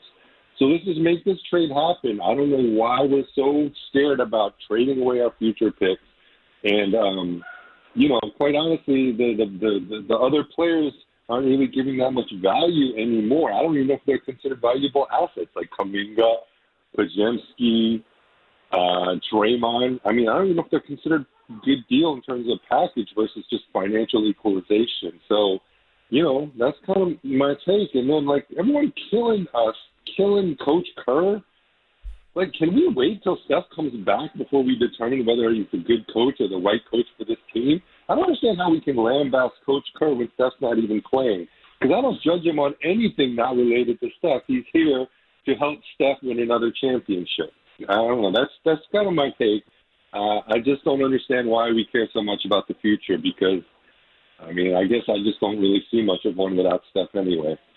Yeah, that's fair, Bobby. I'd appreciate the call. To kind of bounce off of that. I do think that I believe they have to have some eye on the future, but it can't be one that prevents you from making a move this year. I mean, the Warriors are going to have to make a trade. And in fact, I would be shocked if the Warriors did nothing at the deadline because I can't imagine that the front office ownership is looking at this team and saying, yeah, we'll be all right and we can figure it out. That ain't happening. They got to make moves. They got to condense the back end of the roster. They need to figure out and finally make a choice of what to do with some of these young players. And they got to get Curry and Butler, because I would throw them in there too, more help. If they made a trade that subtracts from this team, to me, that would be doing Curry a disservice. But doing a trade or making a trade that sends out all of your picks, that to me puts you in a tough spot. Because the one thing that I do not want the Warriors to be in a few years is the Clippers. In my opinion, last year is looking like the Warriors' best chance to win a championship based on the kind of fire that they caught. I would say this year, the lack of a Jimmy Butler-like deal out there, at least right now, things can materialize in the next month, and who knows. But the only player that I'd be willing to go and send the entire farm in for is Giannis, and I'm not sure that even that is good enough to get it done. Outside of that, if you are the Warriors and you're looking at LA, they're old, they're bad, and they're without their pick. So in a year where the Clippers could be set up to get an AJ DeBonsa or a Darren Peterson or a Cam Boozer, that pick is going to Oklahoma City. And that was a pick that was traded all the way back in 2019. That was a trade or 2020, one of those 2 years. I think 2020 was the first year that they had Kawhi. But that was a pick that was traded, to your point, Bobby, where they didn't care about the future, right? Because they got Paul George. Okay, well, that trade, you're right, they didn't think about the future. The furthest they went was the conference finals 1 year. Outside of that, they had 3 first-round exits and 2 semifinal exits. Some might say it was worth a swing because you also got Kawhi Leonard and attracted him via free agency. But the Los Angeles Clippers right now are left with nothing. And they can't improve their roster. They can't. I mean, they can go out and get free agents. They might be able to swing a trade, but they cannot get any younger. And by virtue of that, I don't think they can get any better. They're 6-17. The Clippers are who the Warriors are trying to avoid becoming. A team that stinks, a team that is old, expensive, and a team that right now is not looking like it has much of a future. That's what I think the Warriors are trying to avoid becoming. Again, I think you can thread a needle. I'm not saying that you don't look at trying to make a move, but to me, sacrificing everything, you got to be really careful when you're looking at sending out 4 unprotected first-round picks for a player, unless you're sure that's going to be the guy that gets you into contention. All right, 888-957-9570 is the number. Let's go to D, who's in San Jose, wants to talk about the front office. D, what's up, man? Good morning. How we doing? How you doing, buddy? I'm doing all right. How's Saturday going? Oh, great, man. I'm talking to you. What's happening? All right. Let's start with let's start with the captain of the ship. Let's start with Mike Dunleavy. The Warriors not gonna get no better until that guy's gone. You was a basketball player. You wasn't really a good basketball player, but now the fact that you was a player, the Warriors gave you a front office role. A player can't take a GM role. Some players don't know what they're doing. You know what I mean? You were just a player, but you're not a GM. You know what I mean? You had opportunities to go ahead and pull the trigger and be able to go ahead and trade some picks last year. And Jimmy Butler wasn't really supposed to be on the Warriors. He just happened to be there, and that was the last resort. So we had no choice but to go get Jimmy, right? So starting with that, then you got to get rid of Steve Kerr. Steve Kerr, I think it's over with Steve Kerr. Steve Kerr, he has this thing for pods. I don't know what it is, but I'm kind of getting sick of it. You got to understand, when the Warriors came back against OKC, Pat Spencer was hot. And then you take Pat Spencer out the game, and you put Pods in, and Pods shoot the ball miss, and then he also turns over the ball. And it's like, Steve, when people are hot, lead them in the game. That's another thing. Like when I was in college, and we used to play ball, and the coach, the first thing he'll ask me is, "Hey, how you feel? Are you good? Can you keep running?" You know what I mean? And if I say no, take me out, he'll take me out. But don't pull the guy off he's hot because you got to get Pods in the game. But at the end of the day, though, man, I just feel like we don't need no picks. We need trades right now because Steph is about to be out. You know what I mean? I mean, not be out, but his career is almost done. And we need picks right now. So we need to go ahead and pull the trigger. We could go get Sabonis. We need to get rid of all these point guards that's just on the bench. It's just crazy. I just feel like we could go get Zach LaVine, or we could get Sabonis, or even if not, like you said, Giannis. But we got to get rid of that bench. Is not the future. You know what I mean? It shows you right there that when Steph is gone, that team is just downhill. It's just they're playing catch up every game they play. Is catch up. They're down by 20. They're trying to catch back up. Like, we got to get off to a good start, and we got to just play better. You know what I mean? And stop the turnovers. But if we got to get rid of Draymond Green, then that's just what we have to do. I mean, the team is already broken up. You know what I mean? So I just think that's what we got to do, man. I appreciate you, man. You have a good Saturday. You too, D. Thanks for the call, man. A lot of good stuff. Yeah, I think that, well, I'll say this. If the season continues to trend the way it's going, I do think this is Steve Kerr's last year. I do. If they don't turn this thing around, if the Warriors are a play-in team and don't make the playoffs, I think this is Steve Kerr's last year. Because why would he want to come back, and why would the Warriors want him to come back? The team's not going to change a whole lot between now and next season, especially if they make a move for somebody that includes trading your draft pick, this season. That's kind of the problem, is the Warriors weren't just, I don't want to say all in, but they believed that the move last year for Butler put them back into contention, made them relevant again, had Steph Curry playing meaningful basketball like he wanted to, and this season, it's not looking like that move is going to be good enough, and they got to make another one. So they're all in. They were all in for these 2 years, but this is year one. I mean, why would year two get any better? It doesn't look like the young guys who you're hoping could handle more of the workload or are capable of doing it. It doesn't feel like the bottom of the bench, though they play with effort and they play with heart, are good enough to, keep you relevant or around when some of these old guys are missing games. And as far as the old guys are concerned, they're probably going to be in and out over the next year and a half.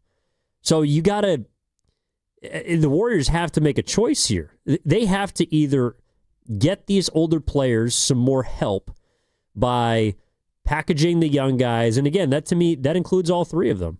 I think Kuminga's on the table. I think Podziemski's on the table. I think Moody's on the table. I think some of their picks, not all of their picks, are on the table. In a perfect world, you'd be able to find a player kind of in those prime years, right? Between 25 to 30, or maybe early 30s. You'd move or combine some of those young dudes that haven't, again, taken enough of a leap and look like they're going to be flag bearers for this franchise. You'd combine them to go get you someone that could help you now.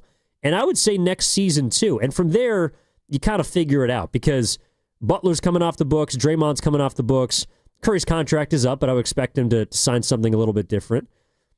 So you have financial flexibility after next season. And to me, that's why if I'm using any of my draft capital, it's between now and then. So that gives you roughly 2 picks to use. I think the Warriors can use 2 first-round picks, some of their young guys, to get you an impact player now. And it's not going to be a Jimmy Butler. And I know Butler hasn't been incredible, but I mean a max salary guy, a superstar, or at least a star, which is what Jimmy was last season. I don't think there's a guy out there, but can you go and find a player on a team that's not looking, again, like they want to be there. Giannis might be something, he might not be. I'm not really getting my hopes up for that. But can you look at a team like the Clippers who are in free fall? Again, I think Los Angeles, and I don't know how many, actually I can't recall how many trades the Warriors have ever made with the Clippers. I know that they were in talks for Paul George 2 summers ago, and the Clippers didn't want to pull the trigger on that deal, which in hindsight probably would have been better for them. But if I'm LA, I'm trying to acquire what I don't have, which is draft picks. I mean, they don't have anything, and they're looking like they're going to be really bad for the near future. So is that a team you might be able to poach a Zubats from? You know, is that a team you could find one of their actually serviceable wings and help you out a little bit?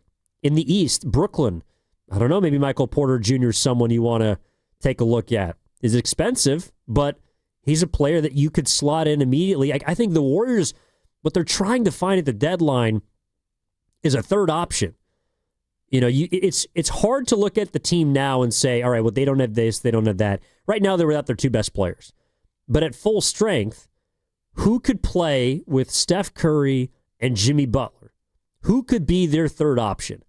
Is there a player out there in the league right now that's either disgruntled, his team is not competing? Is there a guy out there they can identify and find that can slot in as their third option? I think that's, in a perfect world, what they're trying to find. Because they don't have room for another max salary slot unless they clear a ton of players. Jimmy would probably be involved, or Draymond would be involved. And I don't think they, as much as, you know, Draymond has his ups and downs, I don't think they want to move him. Their defense basically hinges on him, it feels like sometimes. But, you know, can there be a guy out there that can help you get some buckets? Like, this is actually, you know, I've gone back and forth on this, but it's just apparent watching them that without Curry, and especially without Jay, like this team can't score. This team cannot score, and even sometimes with those 2 guys, it feels like they struggle. You know, right now in the Western Conference, they're right there with the Pelicans and the Clippers in terms of points per game. They are a team that has defended fine, but they cannot get a bucket consistently right now. And you're seeing the kind of help that when it doesn't have the, you know, the 2-headed monster, sort of the guys at the top of the hierarchy to make room or sort of pull the opposing defense to them. You're seeing how difficult it is for JK to get a decent look. You're seeing how difficult it is for Moses Moody to shoot the ball. You're seeing how difficult it is for Pods to do anything. I mean, these guys are, Kuminga maybe more so than the other 2, but they're not creators. I would say their best creator is Pat Spencer. And Pat Spencer's playing his ass off, but how long can you rely on Pat Spencer? Also, partially because he's on a 2-way contract and he only has 55 games. So that means he's got about, let's see, Pat Spencer's played this season in 15 games. So you have 40 games left of Pat. Or maybe you'd have to find a roster spot for him, which means you'd have to make room by getting rid of someone else. The point is, you know, looking up and down this team, they just don't have a lot of initiation outside of Steph and Jimmy. The one guy that I am excited about, and I know it was 1 game, and I know it was 6 games last year, but I am really interested and intrigued by DeAnthony Melton. I think he's a guy that is, when they're at full strength, he is going to help them. Because you saw in just 1 game, and I know it was only 20 minutes, but if he can stay healthy, which is kind of what the Warriors' entire season, like the premise of the year was, if they can stay healthy, you can see how he's going to play well alongside Curry. And I know that Melton he's another guy that's not that big, right? He's 6'2", he's 6'3", but he can guard other guards. He can guard quick guards. You saw him with Maxey. I think tonight you're probably going to see him on Mitchell. Or if Garland plays, he might be guarding Darius Garland. But he's probably going to guard Josh Giddey against Chicago, depending on if he's available, because I know he just came back from the ACL tear, so he may not play in back-to-back games. But that's somebody that when Steph is back, it's like, okay, so we got Steph, we got DeAnthony Melton, Butler, Draymond, and then who's in that fifth spot? Do they want to play big with Post or with Horford? Do they want to play small with a Moody or Kuminga? And that's the spot that I think the Warriors, looking at what they're trying to identify in the coming months, that's the spot that I think they have to figure out. Is as much as they're going to be giving up size, we know it. They right now are at their best when they play smaller. So can they find a versatile wing to fill in that fifth spot? That would mean Draymond's at the 5. Unless there's another big that can spread the floor, because the other part too is it's hard to play, I think, a traditional center alongside Draymond because he's not a very good shooter. And offensively, he's not a huge threat. He's out there because he helps you a ton defensively. But can you surround, the Curry, Butler, Draymond, Melton combination? Can you get them a wing that's going to do something, a two-way player, or at least a guy that can knock down a shot, that could score 15 to 20 points when you need him to, that can have a big night when they need it? You're looking around the league, and every team has at least 3 options. And that's almost necessary now because guys are bound to miss games. Old guys, young guys, doesn't matter. Dudes are going to miss games. Devon and I were talking about the Lakers earlier, and one of the reasons they've been so successful is because they have 3 guys. LeBron is on the back burner right now, but between Luka and Reeves, those 2 guys have basically carried them, whether they've been in, out.